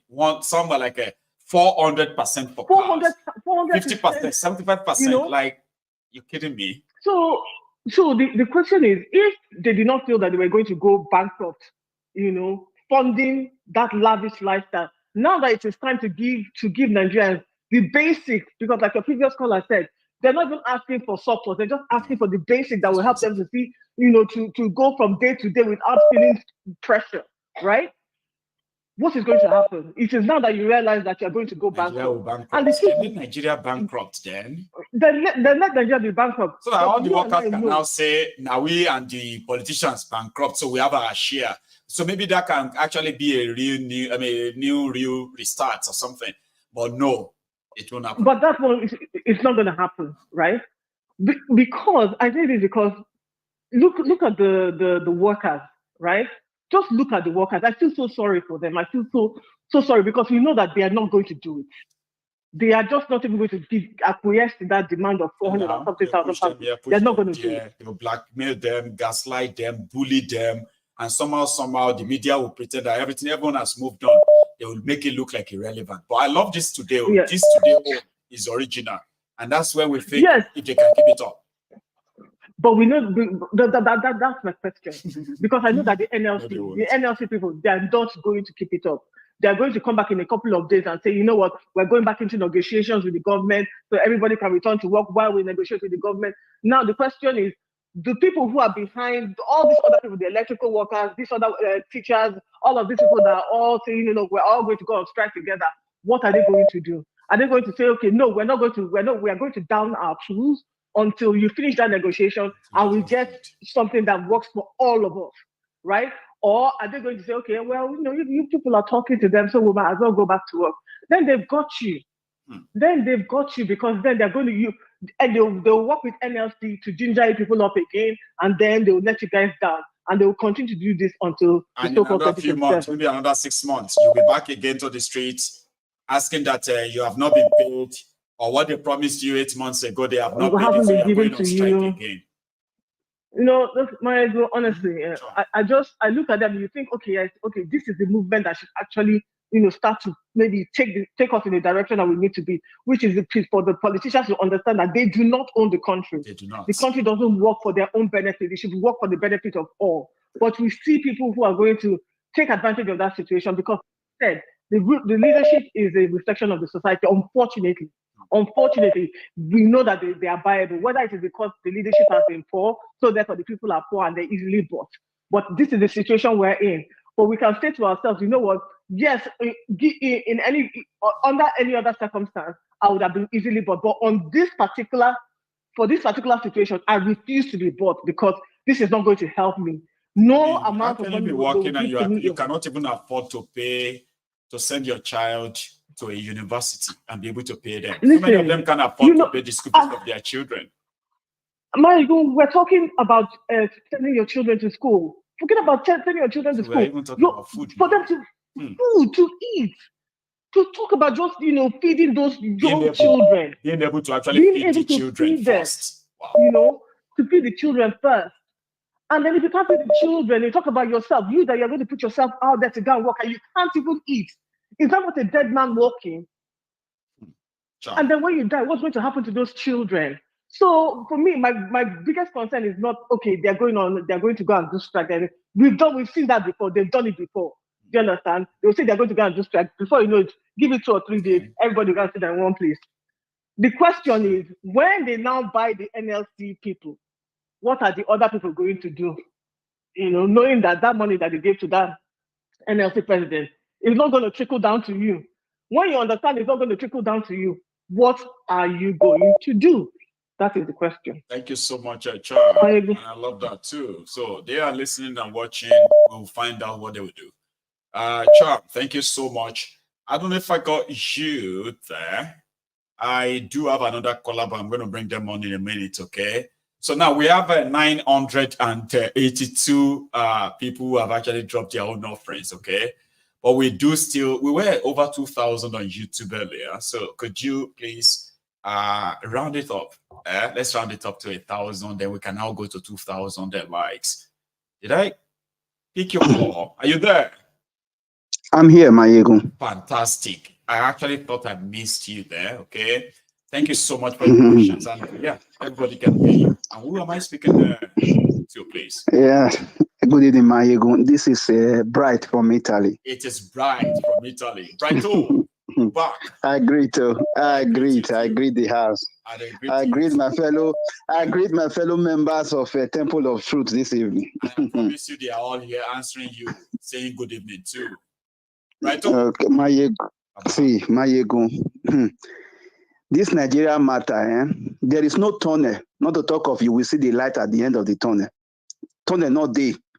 Not to talk of say you want to. So tunnel with the promise of say there is going to be light after except na line. No tunnel not even there. Not to talk of say you want to see light. No. At the end. No. That's shocking. You see, this strike or no strike, it's not going to change anything. Like the caller said, it won't change anything. The country is already in a point of no return. Let me put it that way, because I know you are a reader. You must have read the Animals Farm. I think we're already in that stage, because we've done all we could. Election, this, that, it's not working. Parliamentary system, presidential system, military system, all of them nothing except because I was looking through the comments and I saw somebody wrote where is Showore and his revolution groups like that. I think that's what the person wrote. I want to say this.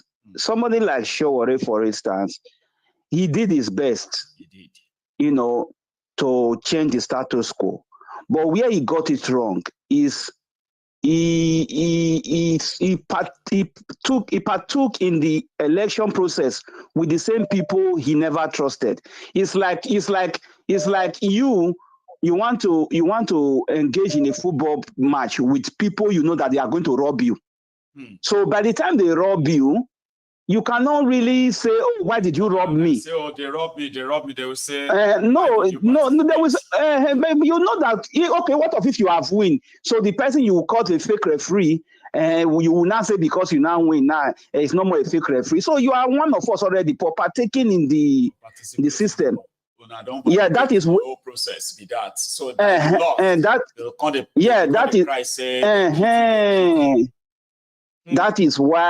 that is why he's kind of he's not having that grip like he was having it before.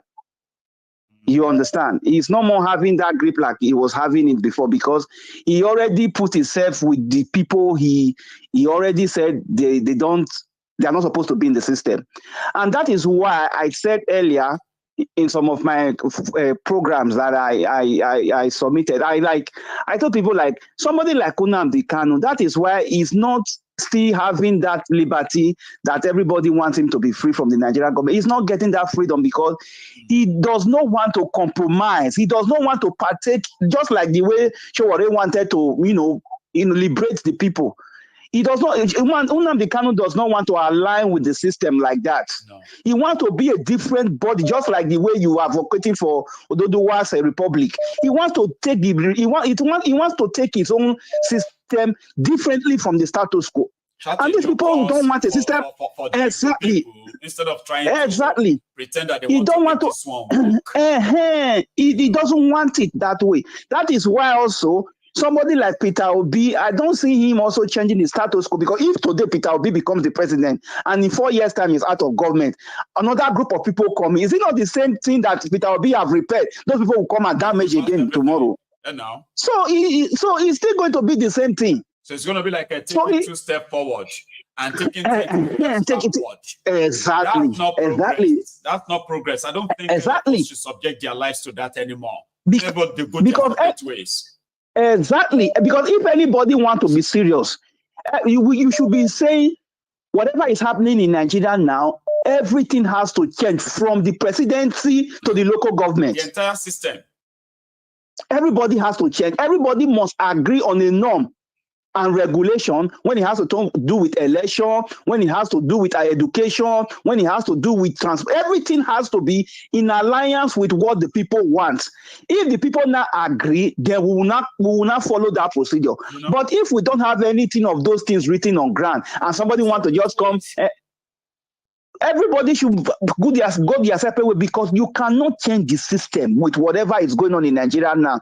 If you bring 100 OB, and the system is still like this, and he goes through the same INEC and become the president of Nigeria, then tomorrow when somebody else come and rob him out of government, he cannot protest, because they will tell him, is it not the same INEC that put you in your 4 years? So now you want to... So why you now want to protest again? See. So it's not going to work.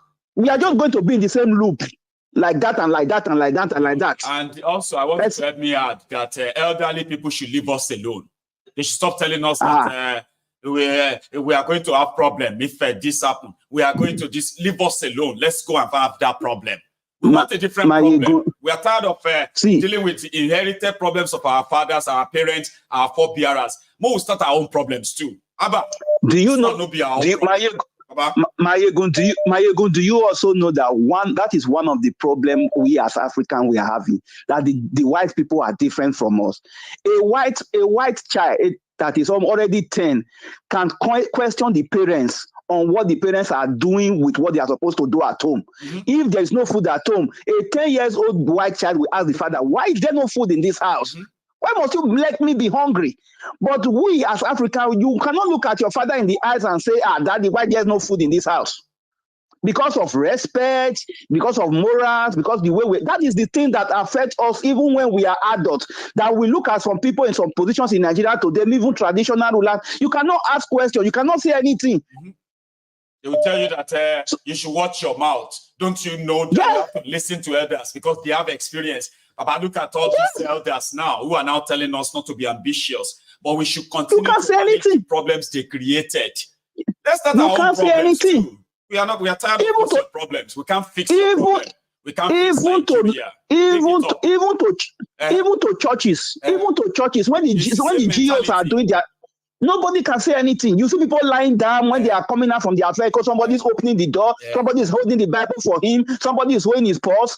It's a slavery. It's like that a lot of people. Oh, my brother! Automatically have this entitlement. Old people, please leave us alone. Let us dream of an autonomous region in Nigeria or a broken up Nigeria. Let that be our problems. They're tired of trying to fix their problems, man. Thank you so much, Bright. Enjoy the rest of your evening, okay? Nice one. You see, people need to understand this. We deserve our own problems, our own challenges. From generation to generation, Nigeria go better, Nigeria go better, Nigeria go better. When I was a child, before I was even conceived, then I became a child. I was hearing Nigeria go better, Nigeria go better from elderly people, older people. Now they are in their 60s, their 70s. They are saying that we don't have respect.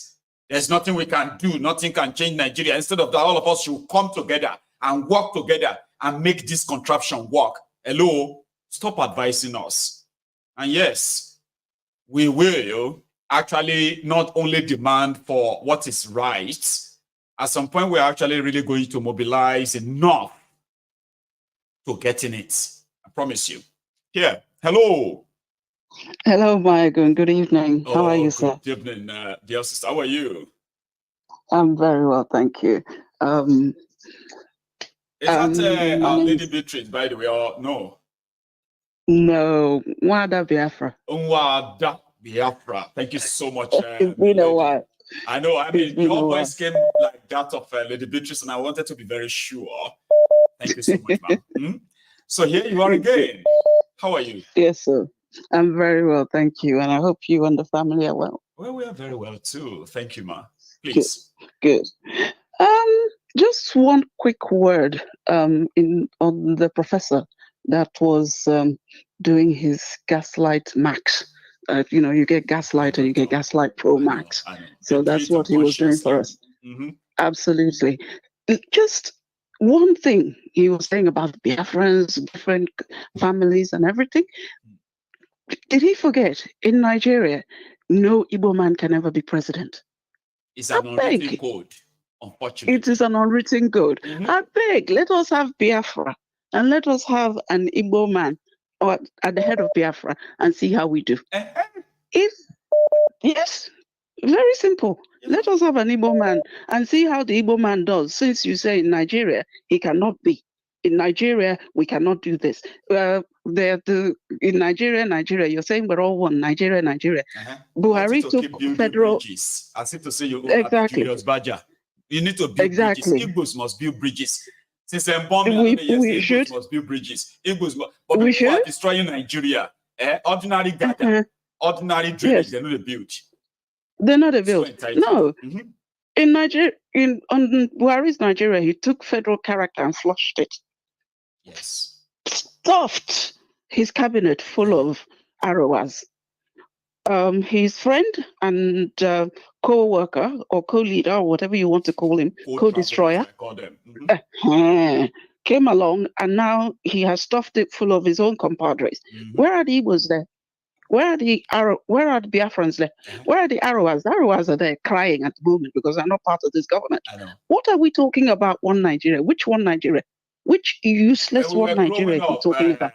Biafra, right? We were told Nigeria has 3 major ethnic groups: the Hausas, the Yorubas, the Igbos. They even wrote songs. Wazobia. They wrote poems that we read about Igbo, Hausa, Yoruba. Then somehow they made us believe that an Igbo man, the one of the biggest ethnic nationalities in Nigeria, they will never leave Nigeria. In the world. And then somebody turned around and said, we are one Nigeria. Are you joking? Why? You're having a laugh. As the English would say, you're having a laugh, mate. You're having a laugh, mate. You know? You're extracting the mic. Please go and sit down. There's no such thing. There's no such thing. God bless you, man. And another thing, they talk about non-state actors. Please tell me what the Nigerian army is at the moment, if not a non-state actor, because they don't obey laws. Well, they don't obey laws. They don't. They are. Honestly, they're lawless. I call them official terrorists, which means they are allowed to kill, right? Yes. Extrajudicially, right? In that system, without being called terrorists, but they are. They are. They're exactly the same as terrorists. They're in Aba at the moment. Everybody's saying, oh, IPOB killed. I did not know there had been an investigation into who killed those soldiers. Have they called them? No. Have they called them? Have they identified them? Did IPOB take responsibility? Did any faction of IPOB take responsibility for those killings? Then why is TVC, channels, and all these other nonsense quasi so-called journalistic houses in Nigeria busy saying the proscribed IPOB killed? When? Can we not have some semblance? Unfortunately, I know. It's a script. Semblance of sanity. You cannot report fact. You cannot do any reports based on fact. Must you do propaganda all the time? I can't listen to those people because I just want to throw something at my screen every time they start talking. I know. And all these people that, let's go and do elections and do better and change INEC. Are you joking me? What level of foolishness are you working with? Honestly. Nandi Kanu said it since, because I used to listen to Mazi back when he was broadcasting. And he said, if you like stuff, get 100 good men and true and put them with the 1999 Constitution to rule Nigeria, you will still get a mess on your hands. They will fail. You will Absolutely. still get a mess on your hands. So what are we doing? What are we saying? We cannot change it because it's how it was decided by who? Even sound, ma'am, right? That the military, by their decree, okay, wrote a constitution that was never debated upon. It was never voted on as well. But it became the constitution of the country, and the civilian they are operating this constitution for 24 years now. They are crazy. That's it is the very definition of craze. The first line of that constitution says, "We the people." All these people that are saying, "Oh, we need to go in together," and we the people. Where are the we the people? Who are the we? Who are the we? Tinubu's propositioning another change that he wants to put through the House of Representatives, which we the people are involved in. When did we the people get involved? Where do we? Stupid national and when stupid national anthem that they did.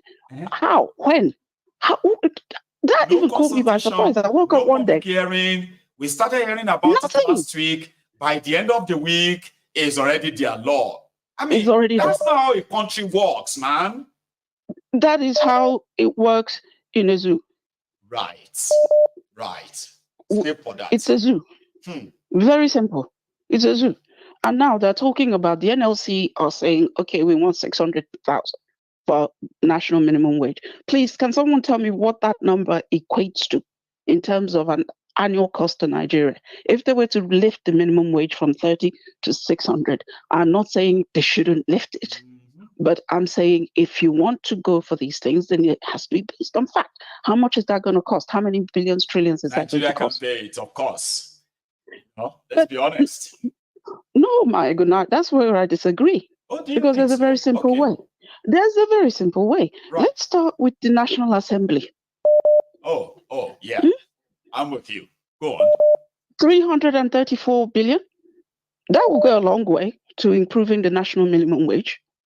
Why do those bunch of useless old men sitting there doing nothing, sleeping most of the time, why do they have to cost the country 334 billion plus whatever Christmas bonus or whatever vacation bonus they give themselves and what they steal and all the rest of it? You know, Nigeria can't afford it. Also, ma'am, right? Going by your own, theory, right? If they are also being honest, you see that 7 trillion that they padded into 2024 budgets. That Thank you. Will go a very long way. Oh, okay. Let's talk about the billions 100%. They've been borrowing. Let's talk about the billions they've been borrowing to shore up the dollar exchange rate, which is supposed to help the man on the street. Please don't use it to shore up the dollar exchange rate. Use it to pay the national minimum wage and see if the country will not improve. Thank you so much. They are doing so much, too much. But anyway, I know that there's a lot of people behind me that want to talk. I bet you have so much as well to say still, right? But guess what? You said so much as well tonight that I'm glad you were able to come through, man. Thank you. Thank you. Take care. Okay, you have a good one. You too. Cheers, man. So that was the Onwa Ada Biafra. Ada Biafra means the first daughter of Biafra. And usually, right, in Igbo, every first girl child is Ada. Ada is a special, it's like a special, not just a special name, it comes with some special privileges too, as Ada easily tells you who she is, the first daughter in Igbo land. I'm happy to have you on there, ma'am. I have another person here, which is the Prince. Yes, Baba. Representing IPOB for life. As usual. How are you this evening, sir? I'm fine, though. Sean, sir. Good to have you, Prince. Please. Yeah, you too, Baba. Our family. Well, we thank God. Thank you. Yeah, today program is very interesting. That's why I say make a check out. You know what, Mr. Well, here you are. No. Honestly, well done. But about the thing where carry me come now, this army terrorist army wahala. You know, for You always call them the Janjaweed army anyway. So yeah, go on. yes, the Janjaweed army.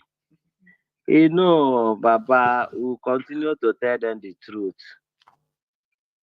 You see, one thing they must know is as far as Nigeria there, where hunger full everywhere, the border is porous. There's a borderless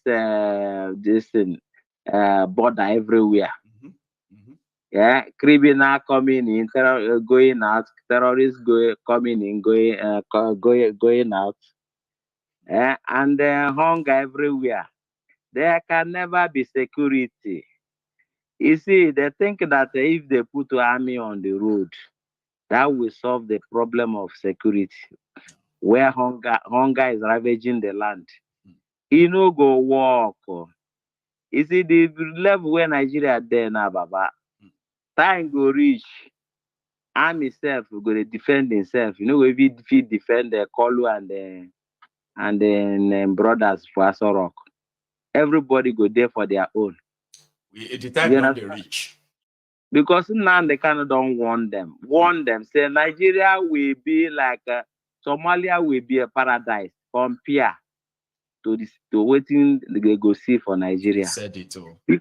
Because yes, he said it. Because not that he's one that will turn Nigeria to Somalia.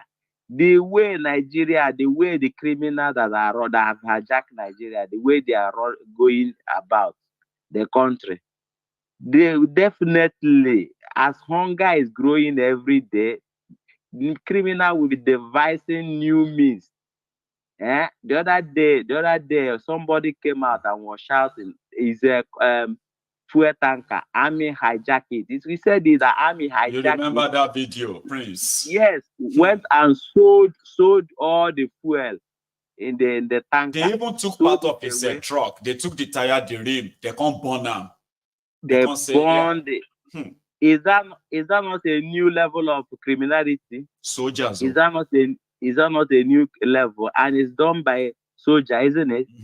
In that country, soldier will commit anything they want to commit. Kill. Nobody will ask. You carry gun, give criminal, can't give a uniform. And you are complaining that they are kidnapping or robbing people. Well, whose fault is it? You see, the irony of it is that even most Nigerians, they see this thing as normal. Even comedians, the one where they invest in comedians, I see one comedian go say, "Soldier slap you." They slap with the sound, they go. I say, look at these people.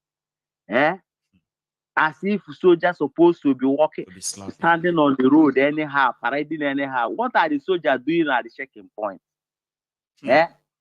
My if you cross, no go far. If we go UK, we go too far. If we go America, we go too far. Just Togo, enter Togo there, enter Benin Republic there, and see whether soldiers fool their road, whether soldiers they harass the civilians anyhow. All this francophone country, then with their soldiers, then they no be say if they see soldier, they see like say na spirit where they see. Nigeria, if they see soldier, it be like say na another devil. People go there run because they see their soldier. They know soldier they come, soldier they come. Everybody. And you call this one your own soldier, your country soldier. See, I saw a video. I don't know if you have seen the video. Some of you watching this broadcast now, have you seen that video where Nigerian soldiers were slapping a little boy? That boy couldn't be more than maybe 14 or 15. In what they are doing now, what they are doing right now in Aba, where they were raiding everyone. I don't know if you have seen the video. The video is online. I can't share it. It's so disgusting. I know they will kind of get them, all right? But that's how Nigerian army are. That's what they are. That organization, that terrorist organization need to be disbanded. Honestly speaking, because they are not for Nigerians now. Like, what kind of a professional soldier will be slapping a little boy up from 15, 16? because some people killed, because some soldiers were killed, right? And you started raiding people and you took a little boy. It was a little, that is like a boy. But they were slapped, they were asking him to puff out his cheek. They were slapping him that way. I said, well, these are mad people, honestly. My ego, even these people that call themselves soldiers, they arrested a woman of 70-something years old. You understand? They came to a place, they want to arrest, maybe they are looking for somebody, they didn't see, they have to carry the mama. The mama that is about 70-something years old, going to 80 years, they carry the woman. You see, my ego, if Nigeria, I see as Nigeria is, they will, if whatever they like, let them continue to do, is they will be causing more and more harm. I've went and they kind of have told those soldiers, come out from there, make you look for work. Go and look for better work. That is not work, because I heard that those soldiers that they killed there is Igbo. They are Igbo soldiers. Honestly speaking, some of them were actually really young. I'm talking about like 22, 25. They're like young guys. So, my ego to tell you that they know what is involved in that crime. Within it never reach 24 hours. They call IPOB. You're talking about 24 hours, right? I said they shot them. The video made it online. And then the next minute, they are reporting, oh, IPOB killed 5 soldiers. Or IPOB, just like that. And everybody is spreading it. To make it worse, even the president of the country wrote an epistle. And he blamed the IPOB. And I'm like, okay, now, like, what are we going to say now? When the entire system is based on innuendos and then procrastination or something, no investigation, no nothing. Then they'll go out there and harass innocent people and even kill them. Like, where are we going to start from? They don't care to commit any crime. To say the IPOB, say IESN, say, I getting me. All this thing they are doing is to put it to delay now they cannot release. And now, the reason why we can't release him is because so. Oh, they kill soldiers. That's why we can't release him. Oh, they killed this. You know what I mean? Like, that is just the evil they are committing.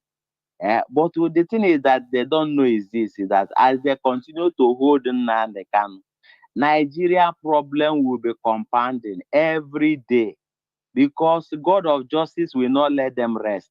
Amen. Any policy that they are making will be against them, against their family, against their generation. You understand? Until Nnamdi Kanu is released and Biafra will go in peace. You understand? Because we can't survive in Nigeria. No. Thank you, my We've got nothing to lose. And you need to understand the fact that people who have nothing to lose should be worried. Nothing to lose. People have nothing to lose anymore except their lives. And as for you, Prince Jejeman, you love to remind all of us that whenever the opportunity is presented and you are given, you are told to pick one out of these 3 options, it's going to be what? Biafra. Option 1. Biafra. Option 2. Biafra. Option 3. Biafra, my brother.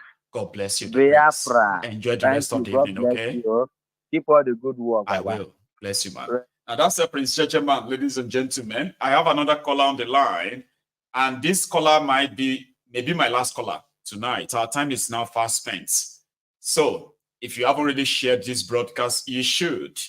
Okay. And if you joined us midway or towards this end, well, you're going to love it from the start. I want to believe that. Okay. Here is my caller. Hello there. Good evening. Oh, hello. Good evening, brother. Good evening, sir. How are you? How are you? I'm doing well. And yourself? I'm very well too. Thanks for asking, Baba. My name is John. It's calling from Boston. Sir John from Boston. How is Boston today? Baba, we thank God it's sunny. You know, today is very warm. It's very warm today. Everywhere is shining. Yeah, we thank God though. And you, your family and your kids. Well, we are also here. Like, you know, it was a very beautiful day in Glasgow today as well. But I've been here. And they've been I know. You know. Doing your good work. And usual. before I go to the temple of truth, let me bless you as usual. Yes, sir. Mayogu, Yes, sir. it shall be well with you. You see? Baba, it shall be well with you. You see? You will live and see the goodness that God have done to bring somebody like you to educate us. You see? You see? Mazin and the Carlo shall be free. You see? May God bless you, Baba. Amen. And you too, Sergeant, please. Let me go ahead for your good message this evening. I will recommend to give an advice for many of us living in diaspora. There is a first lady that called in this your program today. Right. I am not against somebody to having a respect to elders. But when we see the elders committing an impunity, we should take away the respect immediately. God bless you. John. When we see our elders, our fathers, committing a serious impunity, we should take away the respect and tell them what they deserve. God bless you again. You see that, Baba? He's a liar. He's a liar. And this thing that he put us into, his children will never run away from it. You see, his children and his grandchildren, never yet born, that will come, will face the same thing that we are going to face. He can never run away from it. You say whether they like it or not. Now, God knows why this thing is happening. When Thiefnubu resumed to the office, he made a statement. Do not focusate the poor. Allow them to breathe. He said it too, and this was just like a few days before he was sworn in. You remember that very well, John. He said, Baba, let the poor breathe. Let the poor breathe. Don't suffocate them. We have that responsibility. That's why. Where is the responsibility? Baba, where is the responsibility? Where is it now? There is no responsibility. Nigeria has gone, is gone. But what I'm saying, I keep saying this to our people living in diaspora. I am begging them with the full bottom of my heart. I'm not Nigerian. And where I'm living, they will ask me, my brother, I love the way you do your things. Where are you from? I'm an Igbo man. Where is Igbo man? Did you remember the genocide that happened within Nigeria and Biafra? I am from Biafra land. I am from that land. Say, yeah, the land of the rising sun. We have about the genocide that happened in 1970 to 1970. I say, yeah, they kill us. I am a descendant of those of us they killed. I am a descendant. I am a descendant. So what I'm trying to say is to educate our people. Yes. Let us not believe that they are our elders. We know that, but they have disrespect themselves. They take away the respect that we have for them. They turn it to harmless. So we should not continue to respect them. No. It's an abomination. That is not there to encourage us to pursue what we believe is our own happiness, freedom, right? Any leader that is gaslighting us about what we want, we do not need their advice, respectfully. Okay. I am not condemning the lady. I am not everybody, because it's a temple of truth. Everybody has his own opinion. That's right. To give. So, but I'm saying that she only know real that man is a liar. Then why are you respecting him? Take away the respect. And tell him what he needs. That one is to just let us know that we should be able to, when we see them make a wrong statement, we should continue point it out straight away. letting them. Yeah, and tell them to stop disrespecting us. That is please. What you are saying there, you can say it to anybody out of respect. I say, sir, please, sir. I actually respect you a lot, okay? You see all these things you are saying. If I should respond the way I feel like, I'm going to sound like I'm going to disrespect you. Please, you need to stop now, okay? People should have a way of saying, you should endeavor to say that to all these people that you meet. I've had people who have told me that they will encounter people at the African shop, right? Or they will encounter them at the barber shop where they live, right? Abroad. And there is always all these guys who are there to tell them that they are overreacting. They should give APC or give Thiefnubu time and, all these things. Nigeria will be great. Most of them are older people. Some of them are younger people, okay? But when you meet any elderly person in the African shop abroad, or you meet them in the barber shop, and they start trying to convince you that Nigeria is going to be better and all of that, you can politely tell them, yes, sir, respect yourself, sir. Baba, I will tell them what they are. And none of them. So you no go hold back. You are like Martin. You are like one true empress party. Baba, that one no go hold back. Mercy. No mercy. No mercy. Fire them straight away and say, my friend, go away. All the whole people that are coming to Temple of Truth, I respect them. I greet them. Because they respect us too. A lot of them agree with us. Sure, some of them have come here to say they wished that they were able to be working like this before they were older. And that's why they respect all of us younger people that are not giving up and not settling for less. And I love them too. There are many here. Then second thing I want to say before I go to the last one. So, changing of national anthem cannot solve Nigeria problem. No. APC have failed.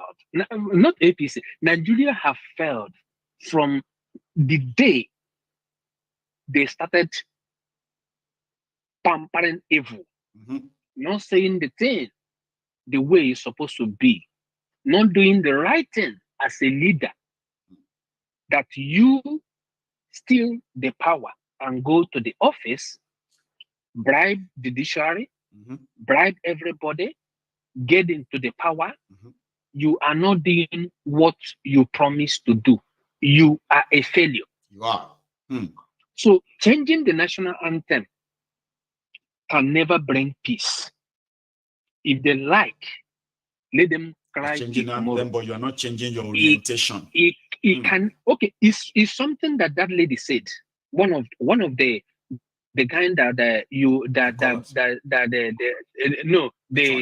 other channel, the channel or the ROS TV, they was interviewing him, and he was saying that these senators, they give them car of almost 40 million. What do you mean 40 million? I said 160 million, 140 million. Okay. So a civil servant is crying for minimum wage. A civil servant is crying for minimum wage. But you have that money to do things that is irrelevant. Baba. You see, so my own worry is changing the national anthem from old to new can never solve Nigeria problem. No. It can never. Rather, farmers are still unable to go to their farms. Okay. Baba. And then you are singing national anthem. Like who does? You know the thing what that national anthem would do? Yes. It could bring quick divided, separated way. Now in that national anthem will bring. And I believe I've been praying, I've been fasting over it, and it shall be done as the Lord has spoken. Then lastly, again, go on. If they fail to release Maze Namundu Ukalo or Hamadike 1, if they fail to release that man this time, this is the only minute they have to release that man, let that man go. The courts have checked this man's record and see that this man commit no crime. No. But you purposely, with your kiss, almost an innocent man in jail illegally. In jail. People Kenya have said their hand is not among there. Why are you even the Interpol? the Interpol that help you to deny their involvement. They never part of it. They deny the involvement. So why are you still keeping this man there? Johnny, thank you so much. As you said, Nigeria is a lawless country. It is. And until they divide it, let everybody go to his separate way. That is where peace will come. Apart from that, Baba, there is no peace. Baba, keep on your good work. Thank you. May the Lord bless you. Right. Thank you very much for finding the time to be part of this too. Okay, enjoy the rest of the evening.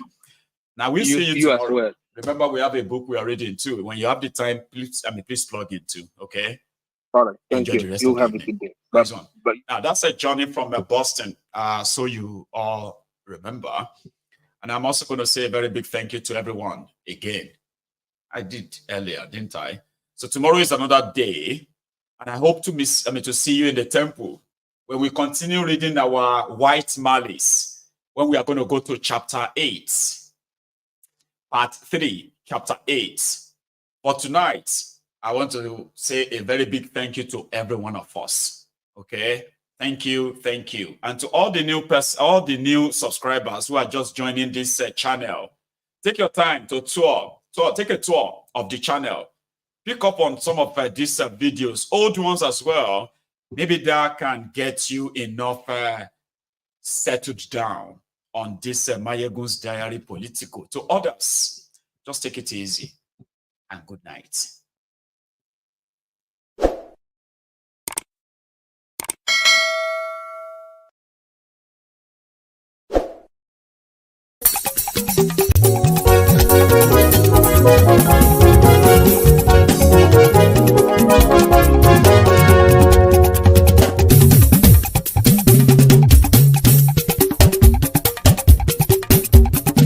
Mayegun làwa mọ̀ làmọ̀ tó dòdòdò. Mayegun Diary Nayibi #1. Mayegun làwa mọ̀ làmọ̀ tó dòdòdò. Mayegun Diary Nayibi #1. Mayegun ti dé o ọ̀rẹ́ ara yìí. Mayegun Diary Nayibi #1. Lórí Facebook, lórí YouTube. Mayegun Diary Nayibi #1. Gbogbo bó ṣe ń lọ ni Mayegun já wa sí. Mayegun Diary Nayibi #1. Àṣírí ọ̀jẹ̀lú kì í bò níbẹ̀ o. Mayegun Diary Nayibi #1. Bó bá ṣe eré àní Mayegun máa wí. Mayegun Diary Nayibi #1. Ó sì tún ṣe eré wàá gbọ́ níbẹ̀ o. Mayegun Diary Nayibi #1. Mayegun Diary Political. Mayegun Diary Nayibi #1. Godfatherism kò sí lọ́rọ̀ Mayegun. Mayegun Diary Nayibi #1. Ẹ farabalẹ̀ sẹ́ o kẹgọ́rọ̀ lẹ́nu. Mayegun Diary Nayibi #1. Àní Mayegun làwa mọ̀ tó dòdòdò. Mayegun Diary Nayibi #1.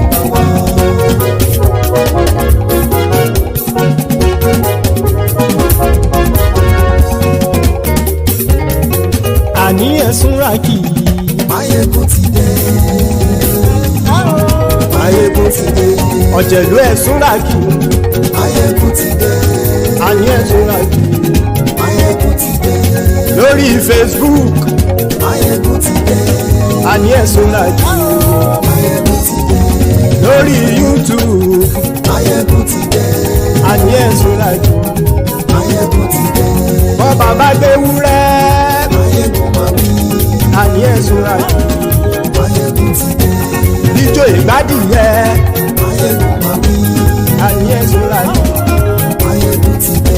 Bí pẹ̀sìdó bá rúfin o. Mayegun máa wí. Àní ẹ̀sùn rákì. Mayegun ti dé. Bí gómìnà kówó jẹ. Mayegun máa wí. Àní ẹ̀sùn rákì. Mayegun ti dé. Ọlọ́pàá ti ń darí bá. Mayegun máa wí. Àní ẹ̀sùn rákì. Mayegun ti dé. Aṣòfin tí ń rúfin o. Mayegun máa wí. Àní ẹ̀sùn rákì. Mayegun ti dé. Òpùrọ́ olóṣèlú. Mayegun máa wí. Àní ẹ̀sùn rákì. Mayegun ti dé. Ọ̀jẹ̀lú ẹ̀sùn rákì. Mayegun ti dé. àní ẹ̀sùn ràkì. Máyégún ti dé.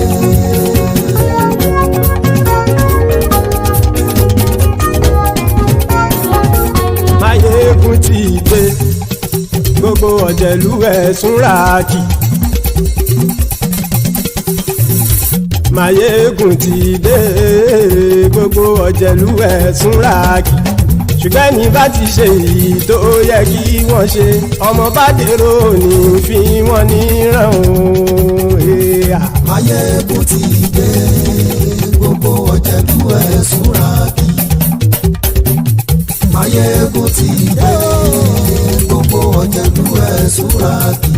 Ṣùgbọ́n ní bá ti ṣe èyí tó yẹ kí wọ́n ṣe, ọmọ bá dèrò ní fi wọ́n níran. Wọ́n fowó bẹ́ẹ̀ o, Máyégún ó sọ pé wọ́n ò bẹ́ẹ̀.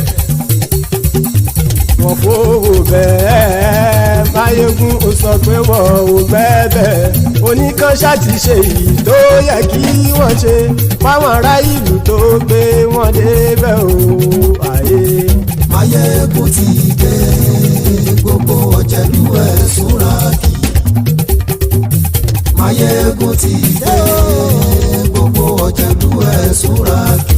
Ṣùgbọ́n ní bá ti ṣe yìí tó yẹ kí wọ́n ṣe, ọmọ bá dẹ́rọ̀ ò ní fi wọ́n níran. Kì máa yí ṣe eré, ọ̀rọ̀ yìí kì í ṣe ẹ̀fẹ̀. Kì máa yí ṣe eré, ọ̀rọ̀ yìí kì í ṣe ẹ̀fẹ̀. Ẹni bá ti lè lẹ́bọ̀ lẹ́rù o, ọmọ bá dèrò kàṣàyè tú wọn síta. Máyégún ti dé. Gbogbo ọ̀jẹ̀lú ẹ̀sùn ràkì. Máyégún ti dé. Gbogbo ọ̀jẹ̀lú ẹ̀sùn ràkì. Ṣùgbọ́n ní bá ti ṣe yìí tó yẹ kí wọ́n ṣe, ọmọ bá dẹ́rọ̀ ò ní fi wọ́n níran. Tẹnitẹni ọmọ Máyégún ọ̀rẹ́ ara ìlú mọ̀mọ́ ni mo fọlọ́run ṣọ́ ẹ̀ bá kìlẹ́bù. Lóòótọ́ olódodo ìlú ọ̀tá ìlú mọ̀mọ́ ni ìwọ ṣá máa ń ṣọ́ra kò sì mọ́ bẹ̀rù. Bọ́tà ń lè rí bóníṣègùn lé káwọn mọ̀mọ́ fi ṣera wọn ni ó ti dẹrùn tí wọn ò gbọ́dọ̀ sè mọ́bẹ̀. Èèpo ọ̀bọ lọmọ bá dérò tàjẹ́ ò gbọ́dọ̀ jẹ́, ó ti jọba lórí àbínú ẹni kò sì mọ́ bùyà. Àìsíwọ́lu ní ẹnìkẹ́ ìgbódì ẹyin lábàrá o, ó kó ẹni tó bá dán wò á kàmù. Máyégún ti dé. Gbogbo ọ̀jẹ̀lú ẹ̀sùn ràkì. Máyégún ti dé. Gbogbo ọ̀jẹ̀lú ẹ̀sùn ràkì o. Ẹni bá ti ṣe yìí tó yẹ kí wọ́n ṣe, ọmọ bá dèrò òní fi wọ́n níran o. Máyégún ti dé. Gbogbo ọ̀jẹ̀lú ẹ̀sùn ràkì. Máyégún ti dé. Gbogbo ọ̀jẹ̀lú ẹ̀sùn ràkì. Ṣùgbọ́n ní bá ti ṣe yìí tó yẹ kí wọ́n ṣe, ọmọ bá dẹ́rọ̀ ò ní fi wọ́n níran.